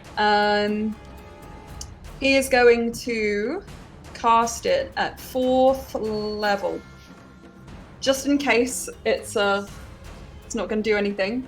So she needs to make. Well, she might be good at this. A Constitution saving throw. She's good at most things. Yeah, I thought maybe. What's the DC? 18. Okay. And she has advantage on the roll. That will be Low. 25. Bad. Not good. A 5. Sorry. 25. Oh, I thought you said A5, and I was like, that's not correct. 25. Okay. 5, 10, 11, 12. Okay. She takes 8 thunder damage Thank you, if she is able to be affected by thunder. Half to 8. Yes. Okay. It does seem to take effect. Yes, she's rocked slightly. Okay, and then with my bonus action, I am going to... Oh wait, actually I forgot to add my... Sorry, she takes 8 plus 13 points of necrotic damage if she takes necrotic damage, does she? Nothing? No! Damn it! No, okay, necrotic, cool. I'm afraid, yeah. That's fine. Right. That is going to be Hey, Salto. me, I think. Gotcha. There's nothing else I can do as a bonus action, is there? Okay, that's it. Okay. Oh wait, no, it's not. Sorry, bonus action, Mantle of Inspiration. Yes. 11 temporary HP to Horvin, Lee, Firemore, Rhea, and Gargoth. 11 temporary HP. Right. Each creature can immediately move, use its reaction to move up to its speed without provoking opportunity attacks. Gargoth, get out of there now, or something. So if any of you guys want to move, you can. He seems to be just like in a frenzy, chaotic, almost abyssal in nature. Gotcha. Can I climb up onto the roof with that reaction? Sure. Brilliant. Okay, you guys have 11 temporary HP. Yeah, Marin, don't worry, I remembered. I'm only going to use it against a player. Okay. Thank you. Now, as Lincoln finishes their turn, she's going to turn to you, Lincoln. Does she disappear? Okay. 2 seconds. And she's going to use a legendary action to cast that same immolating gaze on you. Great, that's good. Give me a what's it gone? Give me a Constitution saving throw. Sorry, Wisdom saving throw. On 3. Wisdom? Wisdom That's better. saving throw. 6. Wait, no, I use my advantage. 9. Okay, not enough, I'm afraid. As I roll your own dice against you. Thank you. Thank you. How dastardly. How much is it? Okay. How much is it? You're from stuff? Oh no, this is gonna be bad. Okay, you take 21 fire damage. 21 fire damage. Yes. Okay. Her eyes burn into your soul, and you feel the flames rise up around you. So yeah, 21 fire damage. And that means it is Rhea Mantlemon's turn with Firemore on deck.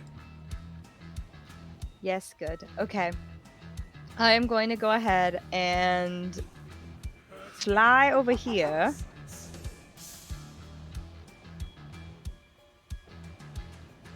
But you're already over there. Not sure what's happening in order to... I know! I'm sorry. Over next to her? It's not wanting to let me move. Next to her? Yes, next to her. Like there? Yeah, that's perfect. That's just fine. Okay. And I am going to hit her with the sword. Let's see. That's going to be 27 to hit. That'll hit. Give me just 1 second for this damage.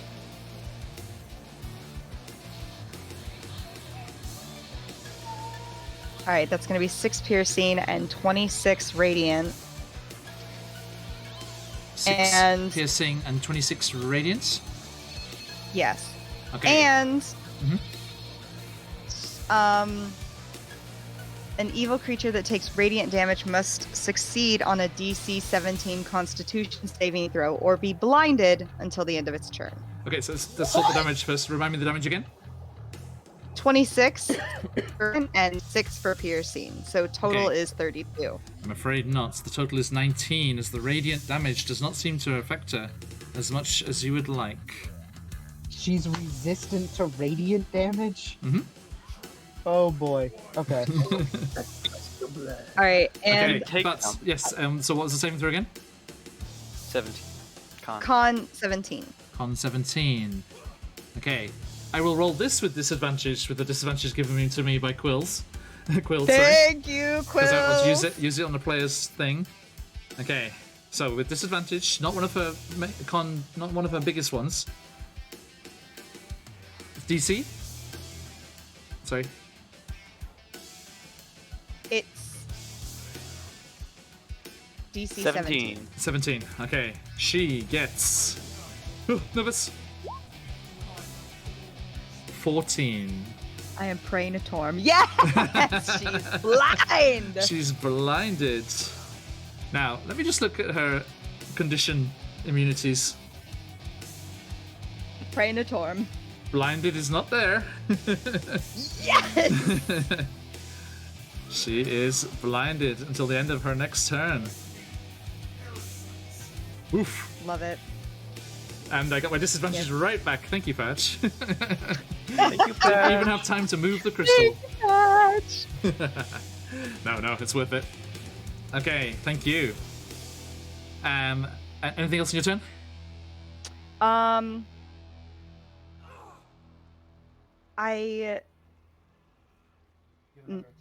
I think I have another attack. Yes, I Yes. have another attack. Go. Okay. Yes. I will do Smiter.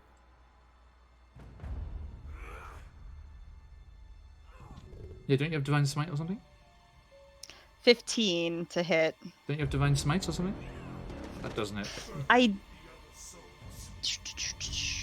All of those Channel tools in Divinity. your Lay toolbox. hands on, unarmed stroke, protection, sentinel attack. There's a lot of Warhammers in here, I'm- Grundled. It's good. I do have divine smite. All right, I'm. Okay, so next time you hit. Do next I time you hit, deal you can that do no matter what if my weapon hits or not? What does it say? It would probably say on a When hit you or something. hit with the melee, There when you you go. hit. Yeah, Yeah. Okay. So next time. Okay. Yeah, I got a 15 on that, and I'm not. I'm afraid not. No. Okay. Yeah, she bats the sword out of the way, like grimacing at it. Actually, almost like reaching towards it, but then she smacks it aside. How dare you bring that thing next to me and strike me with my own sword? And at the end of her turn, she is going to.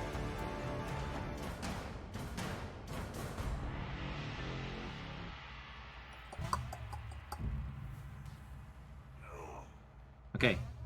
She is going to.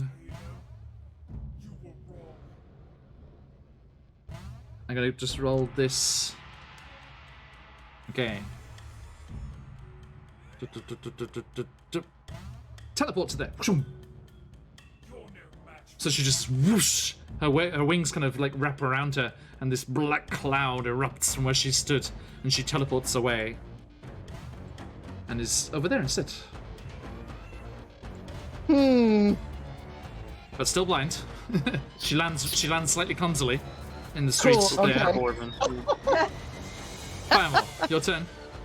Firemaw has a special kind of sheen you can see on his scales as he jumps down and starts to lay into the Archdevil, Indeed. as you've seen him done, answering the age-old question, will it blend? We'll use my inspiration to start. Let me just check. I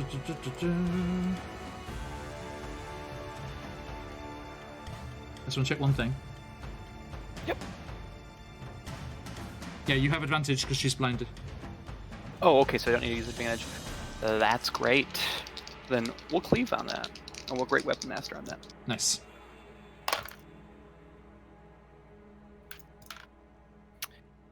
Okay. I do not have enough dice to roll that quickly.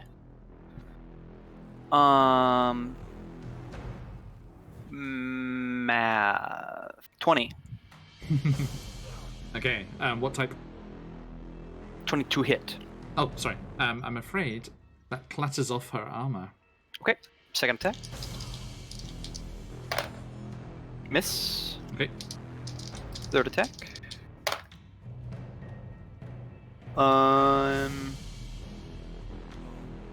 25. Hits.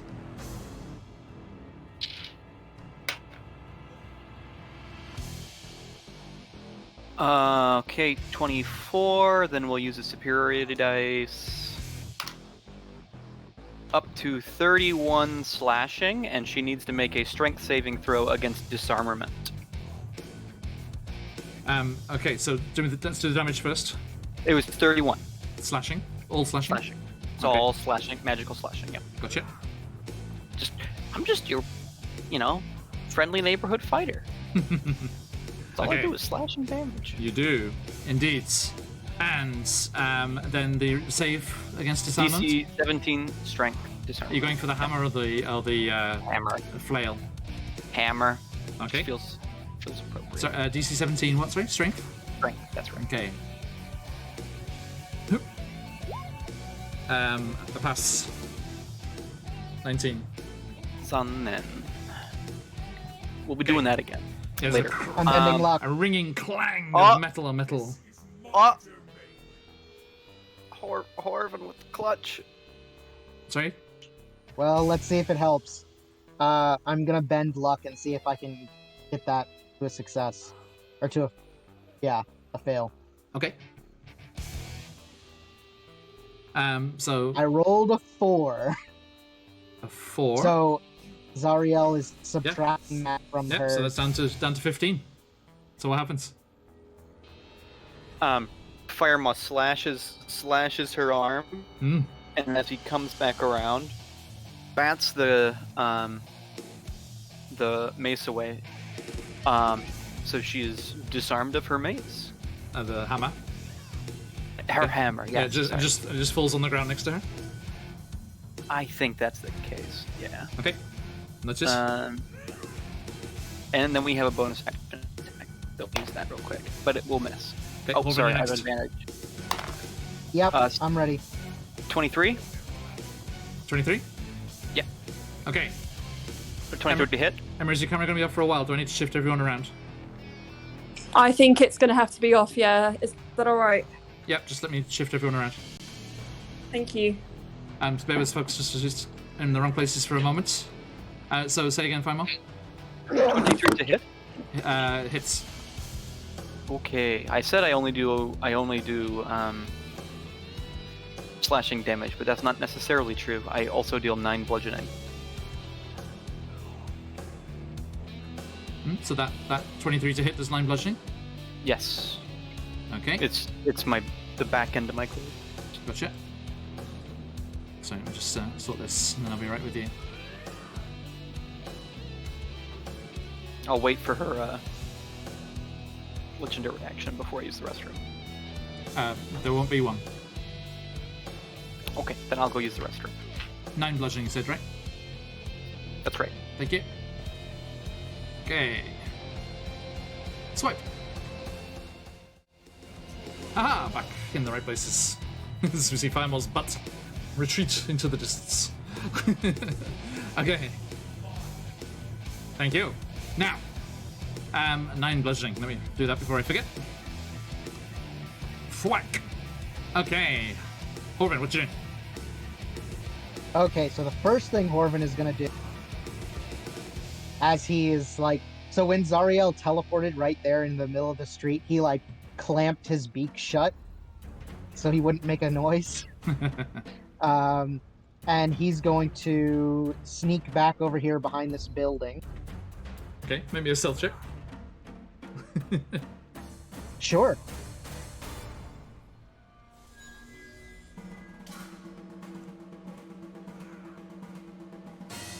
Natural 1, baby. Okay. The head whips around at the sound of movement. Right. That's fair. Okay, so the first thing I'm going to do is I'm going to cast Crown of Stars on myself. Okay. So these 7 stars appear around Horvin's head, and I can use a bonus action to send one out 120 feet to attack. Okay. Now, the spell's damage is radiant. Okay. However, for the first time, I'm going to use my Metamagic Transmuted spell ability to change the damage type to lightning. Light? I mean, Lightning. lightning. Okay. It's like, that's what? Yeah. Horvin, just so you know. Oh. So you What's know. up? Go. I don't know. Uh-oh. She doesn't know something. It's just that moment that We'll never Lincoln know. just boop out of existence. Teleported away. So that's my one spell, and I'm going to use my bonus action to send one of these little motes at Zariel. Okay. Roll to hit. With advantage.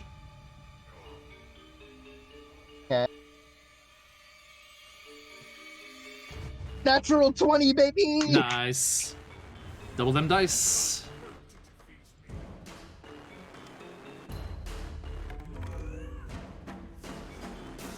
Okay, so there are two. It's originally 4d12, so I just rolled 8d12. Yes. So she's going to take 54 lightning damage. So say again. 54. 54 lightning Nice. damage, yeah. Okay, and it seems to do the full whack. Crackles around her. Awesome. Beautiful. And I think that's going to be my turn. Noted. Thank you. All right. So I'm just doing quick bit of maths here. Okay. Thank you. Now Gargoth has their turn, and they. Let's go over here. On account. They will come swooping around and take advantage of her blinded state and attack. Attack! Your days are done! Get out of Avernus and leave it to us, true devils! Ooh, racist, Gargoth. Racist. She was an angel. So, fair enough. Alright, so. With advantage, he makes 4 attacks.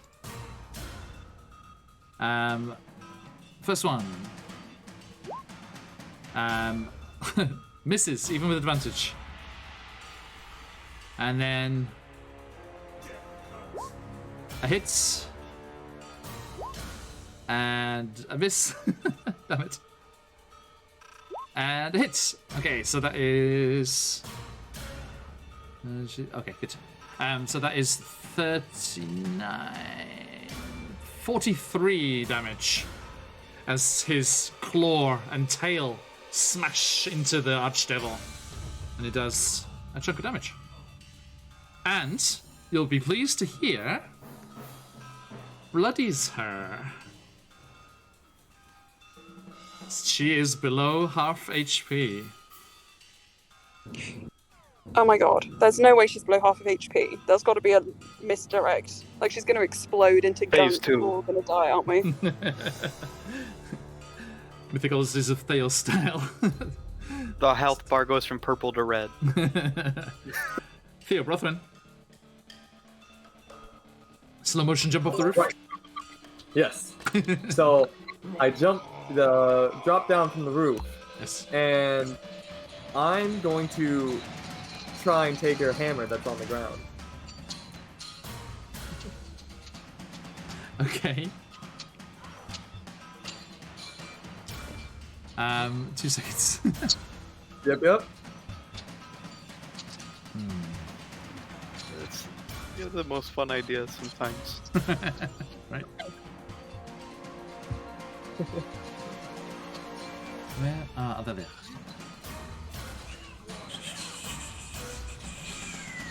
Oh, what did I miss? Theo's I am- gonna try to pick up the hammer. Yep. Oh. Okay, so yep, you see it lying on the ground. And you're gonna just go and grab it? Yeah, I'm gonna just run and grab it. Mm-hmm. This is what you see. This is the hammer. Okay. Ooh, that's sick looking. Yeah. It's massive at the moment. It's sized for Zariel. And as you grasp it, you feel it trying to attune to you. If only you had a spare hour. Dang it! Oh no! Okay, That's the saddest story I've ever heard. it's okay. Because now I'm going to walk away with that hammer. Hide it? Probably. Just try to deprive, you know? Yeah. Deprive your enemy of resources. No I know tips. she can probably like fly around and grab it immediately, but Okay. it's something. Now, Rhea, was it the end of her turn that the blindness finishes? Yes, at the end of her turn. All right. So she is going to lash out blindly at. Let's see here. I need to check one thing here. Okay.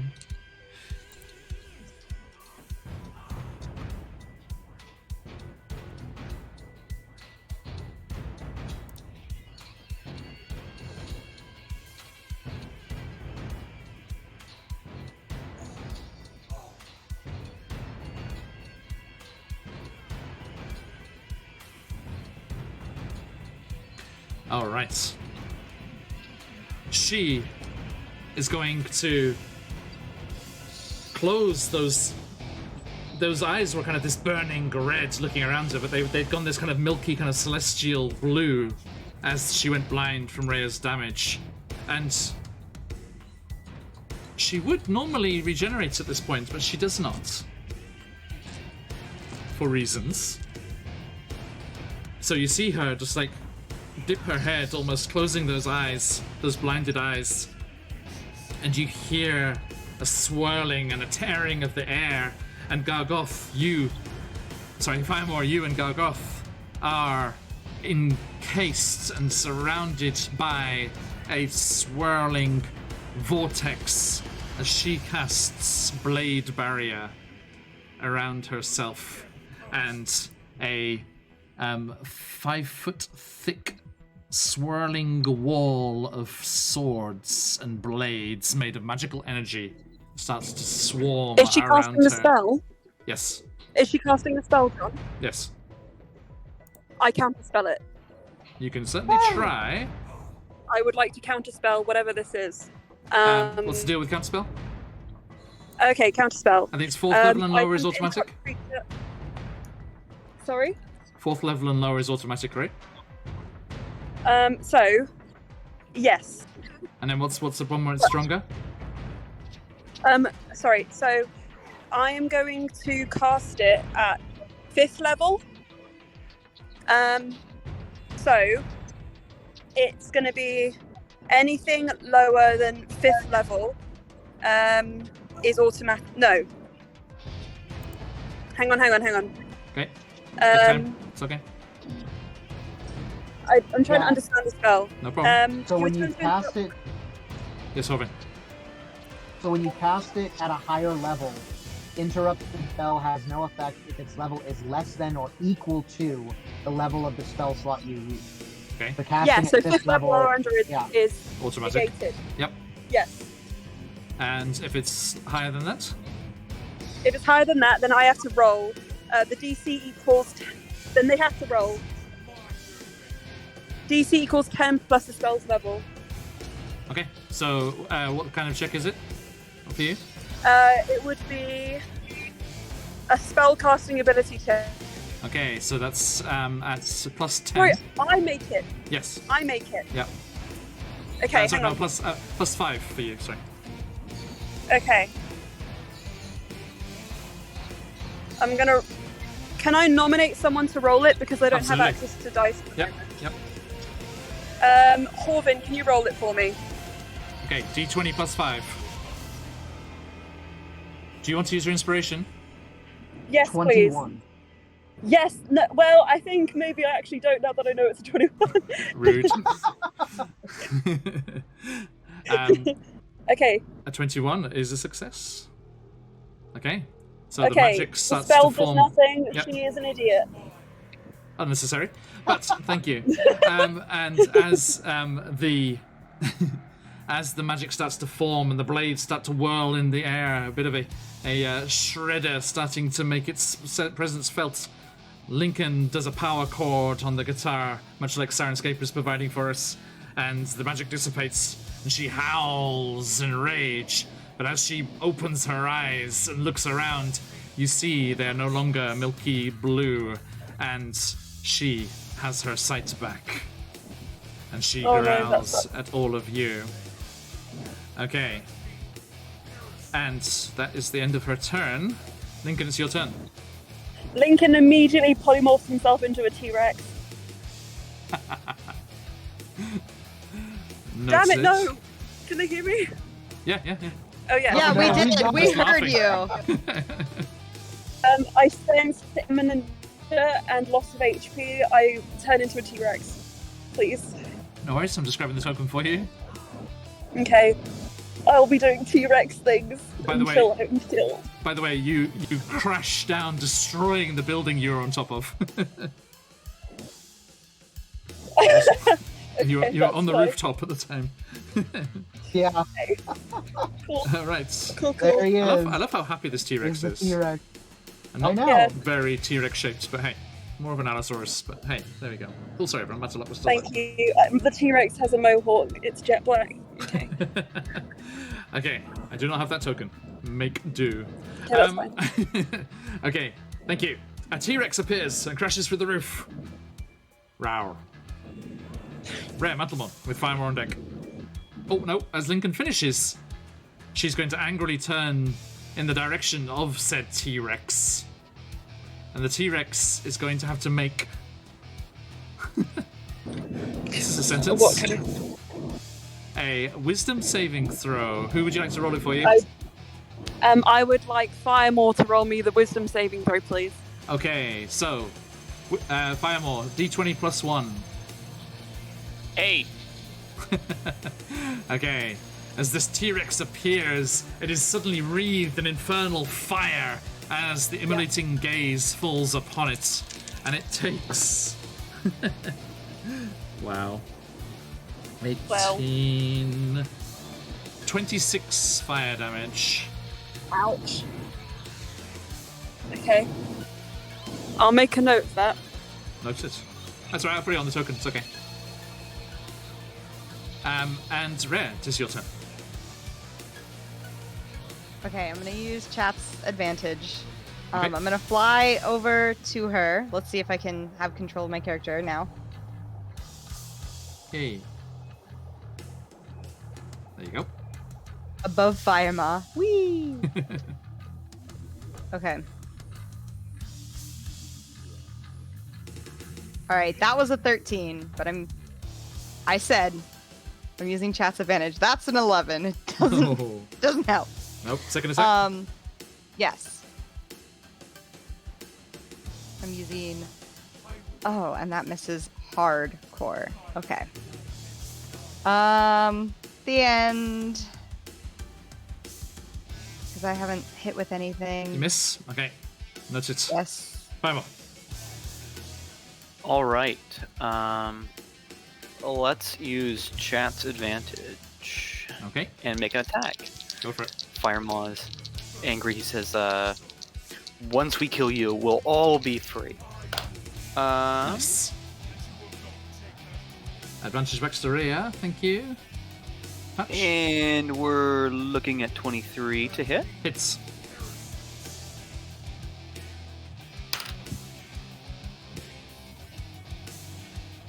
So 24, and then superiority dice. Give me damage types. It's all slashing.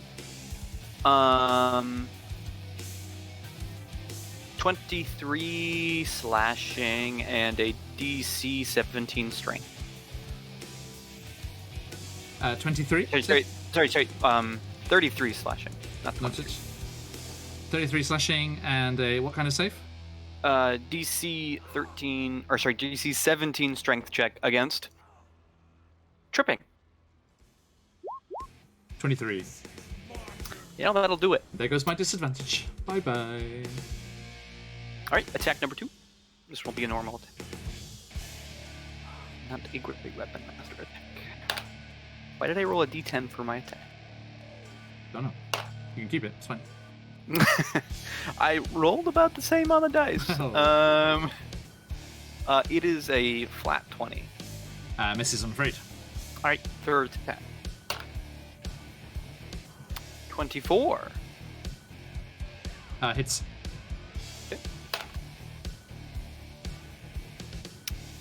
We'll use another superiority dice to try to trip her again. Okay. Not so great on the damage.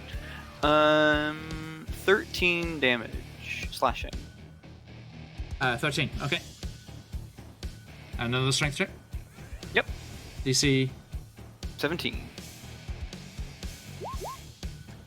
I can I use my so I can see the number. Fuck that. I didn't play it before. I should have gone for that.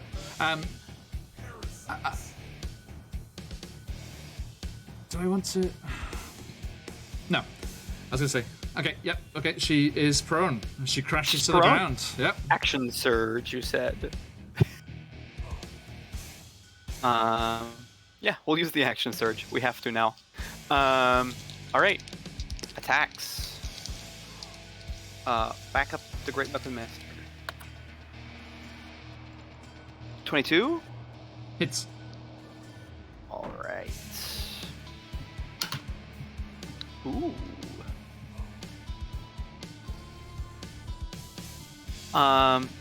Another strength check. I need to use my resources here before I get slapped.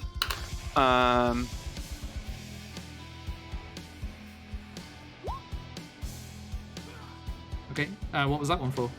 Oh, it's gonna be trying to disarm her. Okay. Her chain. It is grafted to her arm and does not come free. That's fine. It's extra damage. 34 damage again. Okay. Sorry for having the longest turns in the world, everybody, but Move it, action move it. surge is what it is. That's a miss. Over Unix. Yeah. Okay.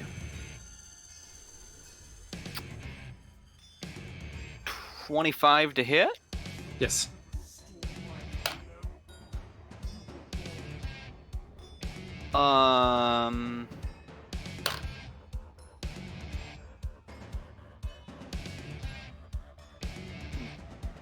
I say not a ton damage. It is 23 damage. Okay. Slashing, sorry. Thank you. And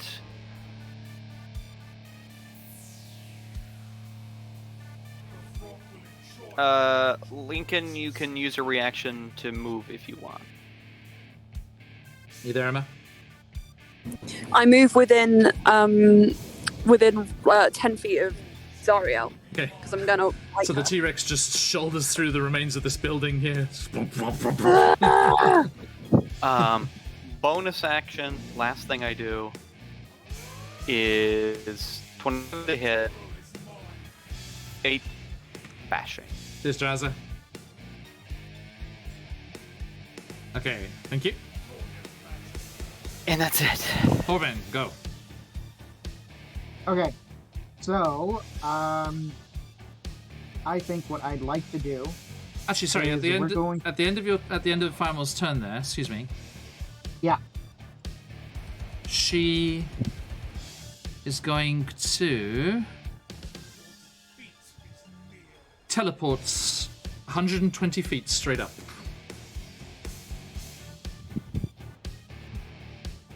Okay, that changes things. Guy. Ah! Can't do that. Sorry. She's 120 feet straight up.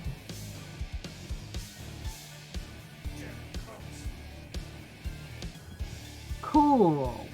I said I had used my advantage on my attack, John. Patch gave it straight back. Oh, thanks, Patch. I didn't see that. Okay. Let's try this. And thanks, Patch, I guess. for I'm anything. going to cast Sickening Radiance. Okay. It's a sphere. Range. It's 30 foot. It's 120 feet. Okay, so yeah, I'll just get it. So, yeah, it'll just get her. But I'm going to cast it. So at the beginning of her next turn, she's going to have to make a Constitution saving throw Against. against. It's Constitution 19, and if she fails, she'll take 4d10 radiant damage and suffer 1 level of exhaustion. Whoa. Yeah. Noted. So, but that's at the beginning of her next turn. Gotcha. So, Yeah, Drazza, that is a shape-changed bard on their side. Don't worry. Yes, the Nine Hells, not well known for the dinosaurs. right. And I'm also going to use my bonus action to send another one of those lightning motes her way. Go for it. Okay. I don't think a 14 is going to do it. She just so- swoops out of the way, scornfully looking down at you. Cool. All right. Hey, Deadpool. I think that's my turn. Gotcha. Which brings us to Gargoth, who can you? Okay, Gargoth flies up towards her and has to dash to get there. He's only got 60-foot flying speed, so he just takes to the air. He's like, "Do not get away that easily!" And just goes streaking up after her. Firemore, attack of opportunity. Against Gargoth? Mhm. We're gonna pass on that What? one, Okay. I think. Yeah. Right. It's a check, yeah. Which brings us to Theo Borthwyn. Lee Question. Squee, Alistair. How tall is the T-Rex? It is what you can see there. It is a huge creature, so it is 15 feet high. Okay. I may head down so you can clamber on if he needs to. All good. Not I still won't be in 120 range feet. if I clamber on. But to prepare, I'm going to bonus action go into my ghost form, and then use main action to prepare an attack once she's in range to throw a dagger at her. Notice. Anything else? Nope, that'll be it. Okay, her turn. She folds her wings behind her and just Gargoth's like flaps. She's like, "Ah, I'm gonna get you, and she's like, and just streaks past him. He gets an attack of opportunity as she goes flying by. Actually, hang on. She also has to take that con save.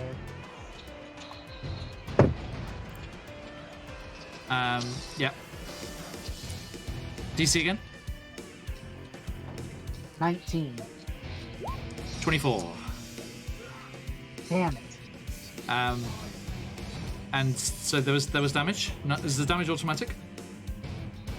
Let's see. Must succeed or take 40-10.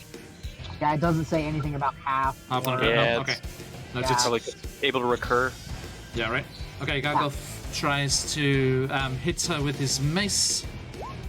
Misses as she just goes barreling past. Her wings tucked behind her, just going tumbling down through the sky. She's being laughed at. She doesn't like that. All the lols. And she comes hurtling back down towards all of you. And from her vantage point, seeing a little sorcerer all off on his own, she is going to come swooping down next to you, Horvin. Oh no. Since she's in range, can I do my dagger throw? Yep, go for it. Okay. 25 to hit. Hits. Okay. That's going to be It's good music, Dead Poet. This is 8 Sirenscape damage. original.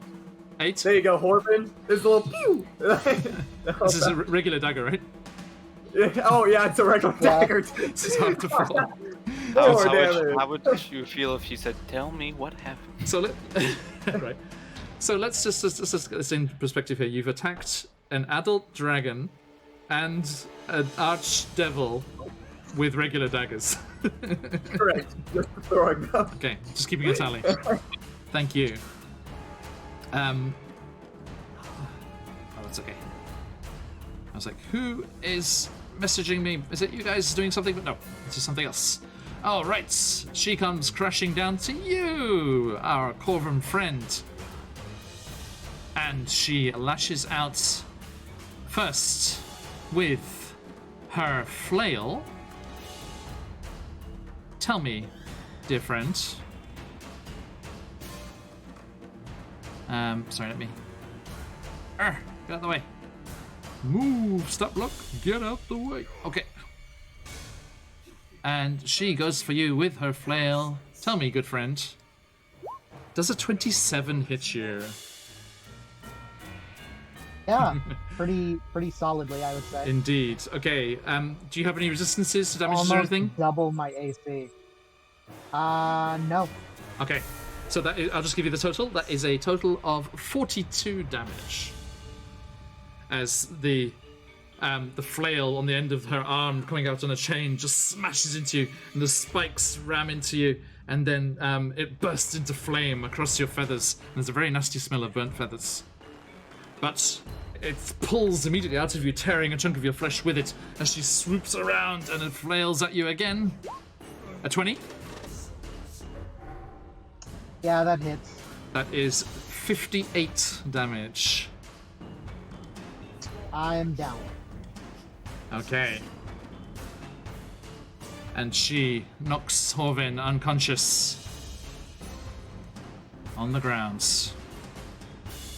And then she growls and turns. And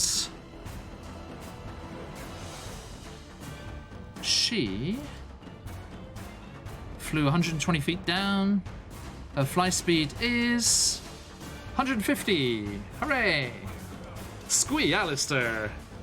She comes running across the streets towards you. I see you there, old man. Looks like I don't have to wait long anyway, but I may as well take you now.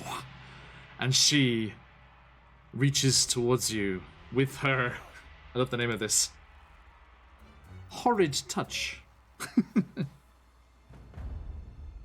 And tell me, does a 31 hit you? A 31 does hit. You take For sure. you take 37 necrotic damage. Okay. And you are poisoned, blinded, and deafened. Huh? Wait. He has protection from good and evil on. Yes, he does. Okay, remind me. Protection from good and evil said.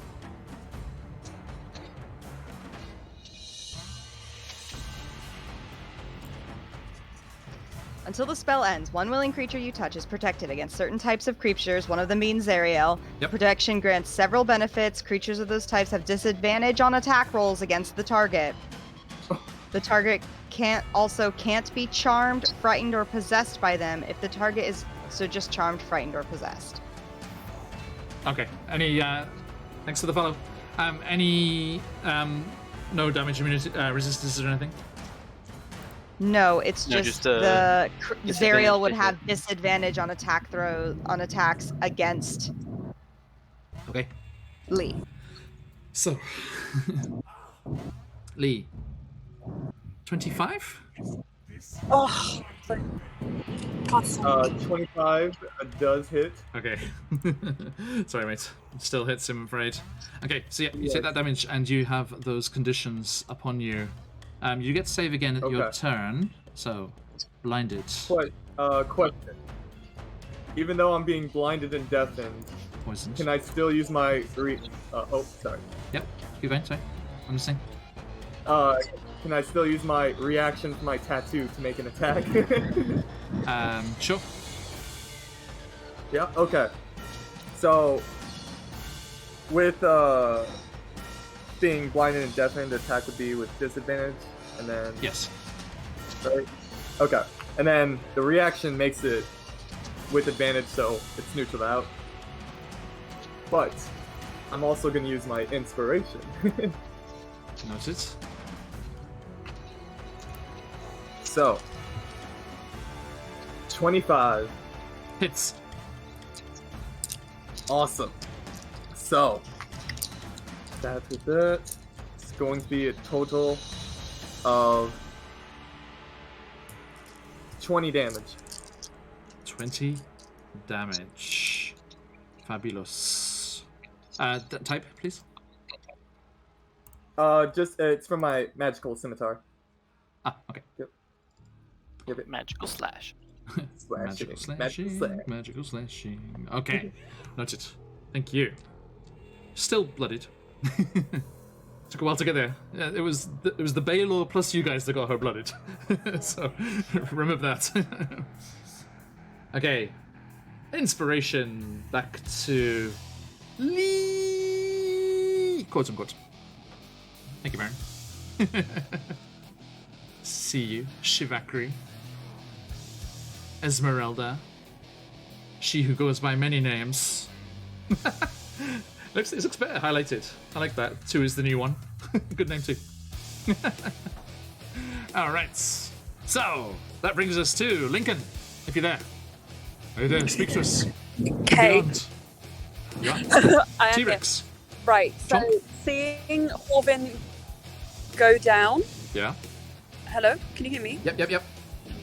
Okay. Seeing Horvin go down, I think this is the best he can get from his polymorph, even though it's a bit early. Lincoln is going to drop the polymorph, which I think is just a free action. Okay. He is then going to just assess. Can I just check? How is everyone else looking? Has everyone else lost I'm HP? okay. At risk of being the next target, Next. Okay. Firema looks uninjured. And I am blind and Okay, deafened. right. So I think that he's going to do mass cure wounds. He's going to do mass cure wounds, and he's going to cast it at. Oh my god! Sorry, I'm just trying to do this all on my phone. No worries. Mass Ready cure here. wounds at. And everyone watching too. Alright, legends. How you doing? That's you at home. You. Hello. Okay, he's going to do mass cure wounds at 6th level. Oh my god, I can't believe I'm saying that. Yeah, mass cure wounds 6th level. Okay. It's going to be 4d8 of healing. What's the range on that? 30-foot radius sphere. So I want to move as best as I can to get everyone. Is that possible? Yeah. I can't see the map. Yes, okay, I'm going to get as many people as I can. It's going to be 4d8 plus 5. Can somebody roll that? I might try and. Hang on, let me try and do that. 3, 4. See if I can roll it. Okay, I think I can roll it. It's 24 plus 5, so it's 29 HP. Did you hear that? Yep. So 29 HP. That's his action. As a bonus action, he's going to use another point of inspiration as a reaction, and they get another if they haven't already lost them, they get 11 temporary HP. Gotcha. Thank you. So everyone got that? So okay? it should be in total 40 HP plus to you all if you want it. If you can 41. Thank you. You guys have 40 HP buffer. Horvin, don't die, please. Oh, he's bye. back to consciousness. Okay. Oh, and Lincoln will fly about 50 feet up so that he's not at risk of Zariel as much as possible. Cute. Okay, so put a 0 on there for 10 of those 5-foot increments, 50 feet up. Noted. And that brings us to Rhea Mantelmon. I'm casting Lesser Restoration on Lee. Okay, cures. I'm gonna fly over to him because it's touch. Yep, there you go. In the fire. Flames Yeah. are flames. This is CZ's realism here. Be careful.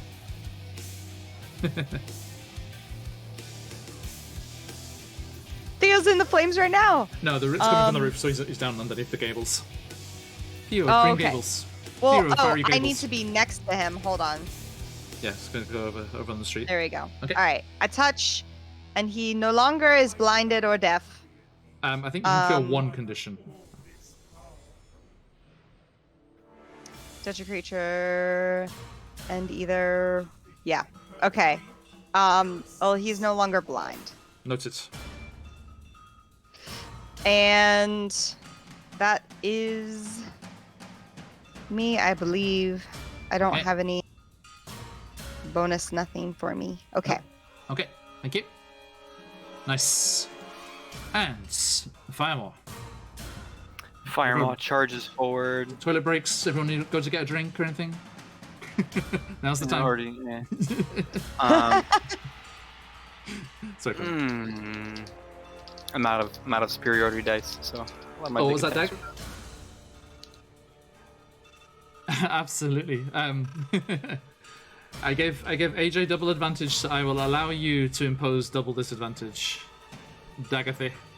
Only Dag, everyone. Special dispensation for special guests who have graced us with their presence. Gotta use my Tom's in advantage chat. attack. So yeah. So Gotta Lee, use my advantage attack. Gotcha. Lee, as Lee gives a moving speech about how great he is, Zariel gets disadvantage. Thank you, Dag. Diddle's a gamer, everyone. Do check them out. Fabulous person. Doing fabulous things. Oh, only if Lee can do a speech about how awesome he is. So you have to perform here, Lee. Just let Firemaw have his turn, and we shall see how we go.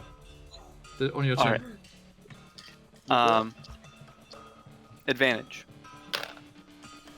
If I don't roll off the dice. I feel like I do Advantage for what? myself Oh, using your crystal? from chat. Yeah.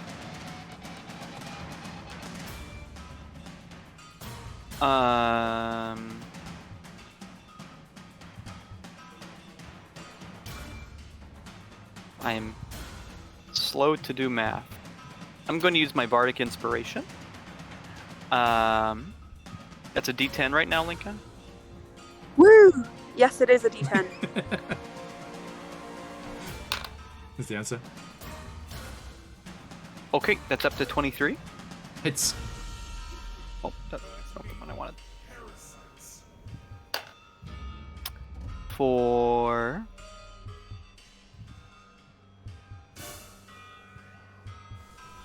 26 slashing. Gotcha. Next.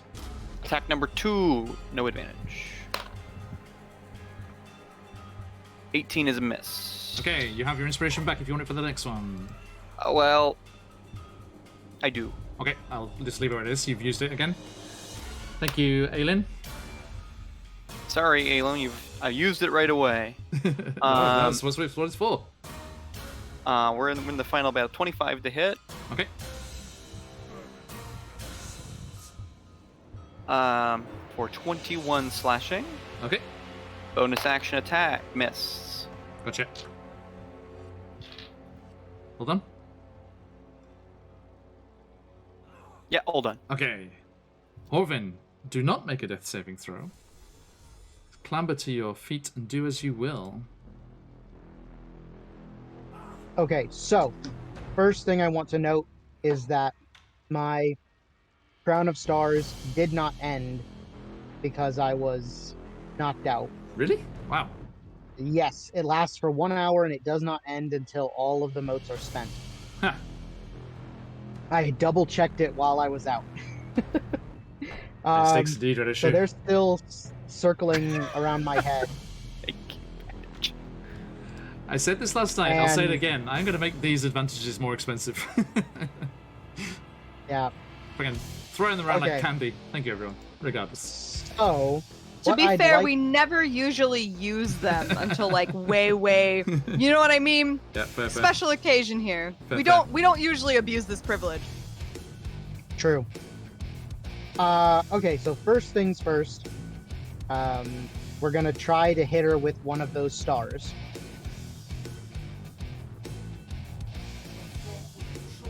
And miss. Okay, I rolled a 15. bad luck. Oh well. So for my action, because that's a bonus action, we're gonna go with You standing up?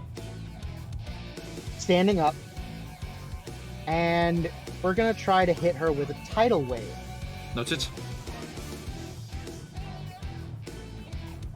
Not a lot of damage, but it's a dex save of 19, and I want to do it kind of along this back row, because so Lee, Rhea, and Firema are all on the north side of her.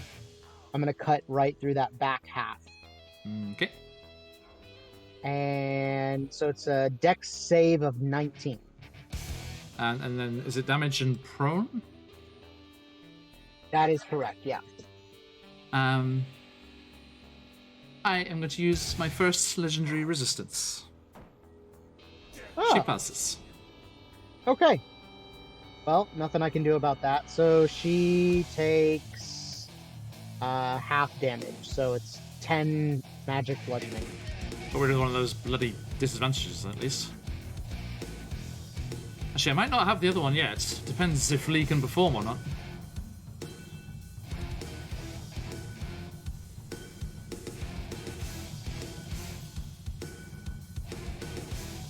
Yeah, I think that's it for me. So she just takes the 10 damage. Okay, I missed the moat. gotcha. Yeah, I think I'm not gonna leave myself standing all the way over here, so I'm gonna move back in with everyone. Okay.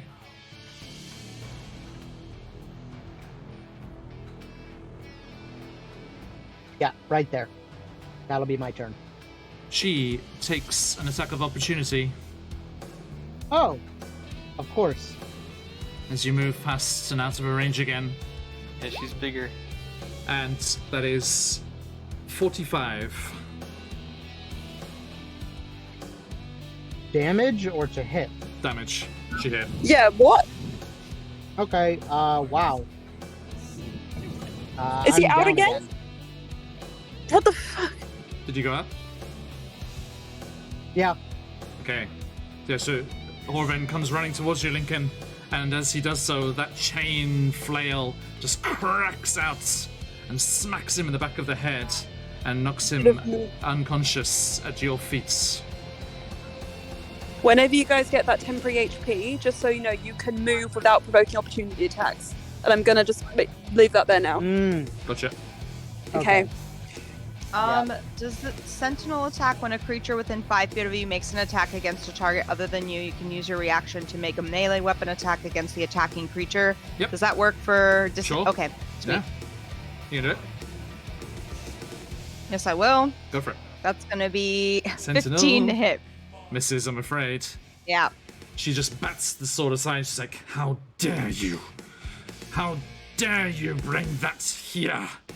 And she's going to do Immolating Gaze on you, Rhea. As her legendary action. Give me a wisdom saving throw. Con save? Wisdom.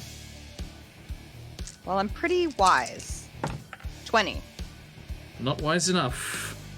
No. And that is 20 fire damage.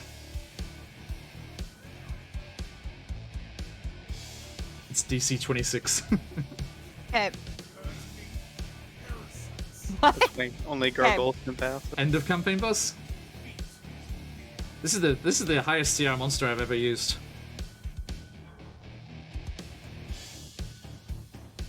Okay. So yeah, it's 25 damage Rhea. And sorry, I just need to do this.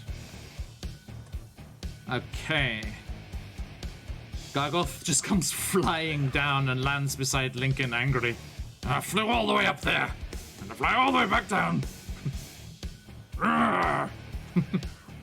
Angry devil.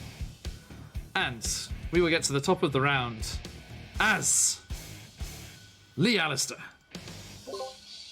gives a rousing speech. As Rhea takes off his blindness and he gets Zuriel in his sights. Zuriel, I need you to judge this. Zuriel, I don't believe you know about this old man you speak of. Right here, standing before you, is the captain of the Burning Valentine, rider of Bitopian sails. And I made a captain promise to those of Bitopia that will rescue El Terrell and make it back to the mortal realm. And I will complete that captain promise, because right here, I am Lee Alistair, the greatest privateer that's ever lived! As he runs towards Zariel, ready for the fight again. Dead Aussie Gamer, give us your verdict. Does Zariel have disadvantage? Yep, totally counts. Okay, that disadvantage is back, having just burnt the last one as well, so. With that rousing speech, Squee Alistair, aka Lee Alistair, aka Theo Brothwin, aka Theo Borthwin, rises up and runs the 1.5 feet to Zariel with his scimitar aloft.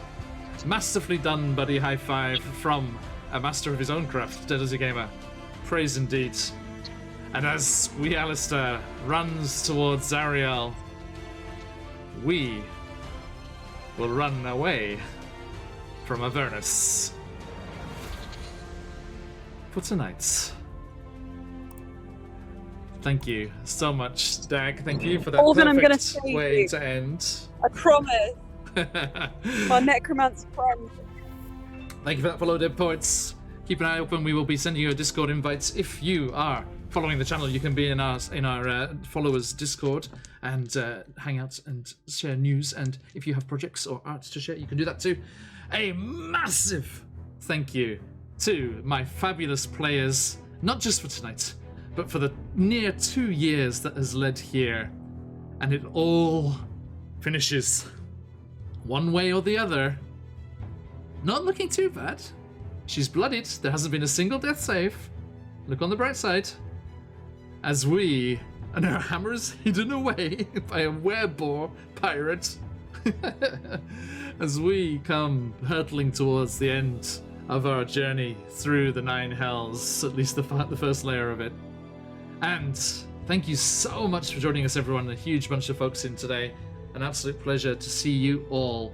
Thank you for the use of your dream pies, your channel points to give all of that inspiration to our players. And we do, in a very real sense, take a lot of inspiration from all of you and having you in chat, even if you're lurking as well, of course.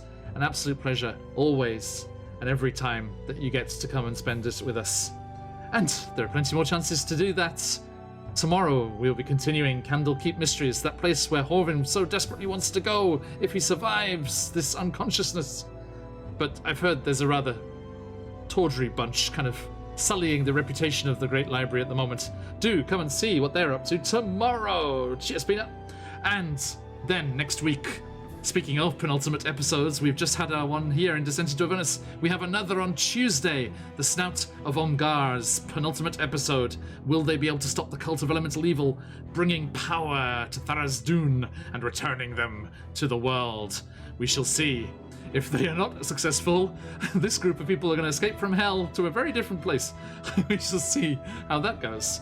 Then, moving on through the week, Wednesday evening or Thursday morning, depending where you are in the world, we will be playing Out of the Abyss. They also survived a very tricky fight this week and are on their way back up to the city of Greckelstug to deliver their news and all that they have found out in the Wellstone tunnels beneath. But Ignatius Zerillis, their Minotaur barbarian, has gone off with a mysterious dwarf cartographer looking to help his friends in the Myconid colony of Neverlight Grove, and has disappeared. When will they see him again? Then, that'll bring us all the way around through Barovia, also hurtling towards a rather spectacular confrontation against the Vampire Lord, the Dark Lord of Ravenloft, Strad von Zarovich, and all the way back here to Avernus. And we will have our final episode. Will they be successful? Will they save Elturel? Will they return to the material plane? Or will they be bound to join those inspired legions of devils in the fight against the demons raging around the city as we speak? Thank you so much. If you have not already, give us a follow. As you've got that Prime sub knocking around, lob it our way if you're so inclined. It helps us do all of this fine character art and build up and pay for all the subscriptions and things. And whenever it is, and wherever it is, we are looking forward to seeing you next time. Stick around on the end screen after a little bit of news about what's coming next month, our new campaign coming hurtling towards us as we speak. And we will see you all next time here on Phoenix Iwaki. One more shout out, so many things to do. One last shout out here, CZRPG, thank you again for this beautiful map put together for us here. Beautiful stuff, go check them out, everyone. You have a chance to win some of their work on Tuesday in Snout of Omgar. Their Encounters in Chult module, fantastic stuff to help with your jungle campaigns, wherever they may be. And speaking of Dead as a Gamer, as I was before, do come and see myself and himself and some other people such as the fabulous Dreaded GM and AJ Winters from Winter's Tales as we head on over to Tales of Pesh on Saturday the 4th of September. Check the date. Yes, Saturday the 4th of September. We will be heading over there to play a one-shot in Eberron, the precursor to his new campaign. Do join us for that. Saturday the 4th, morning here in Japan and Australia, evening, Friday evening over in North America and the like. And it's all going on, isn't it? Stick around for the raid if you've got them. Let those phoenixes fly. Another massive thank you to these beautiful players and all of you. But until next time, as we like to say around these parts, oyasumi nasai. Oyasumi. Oyasumi! Oyasumi!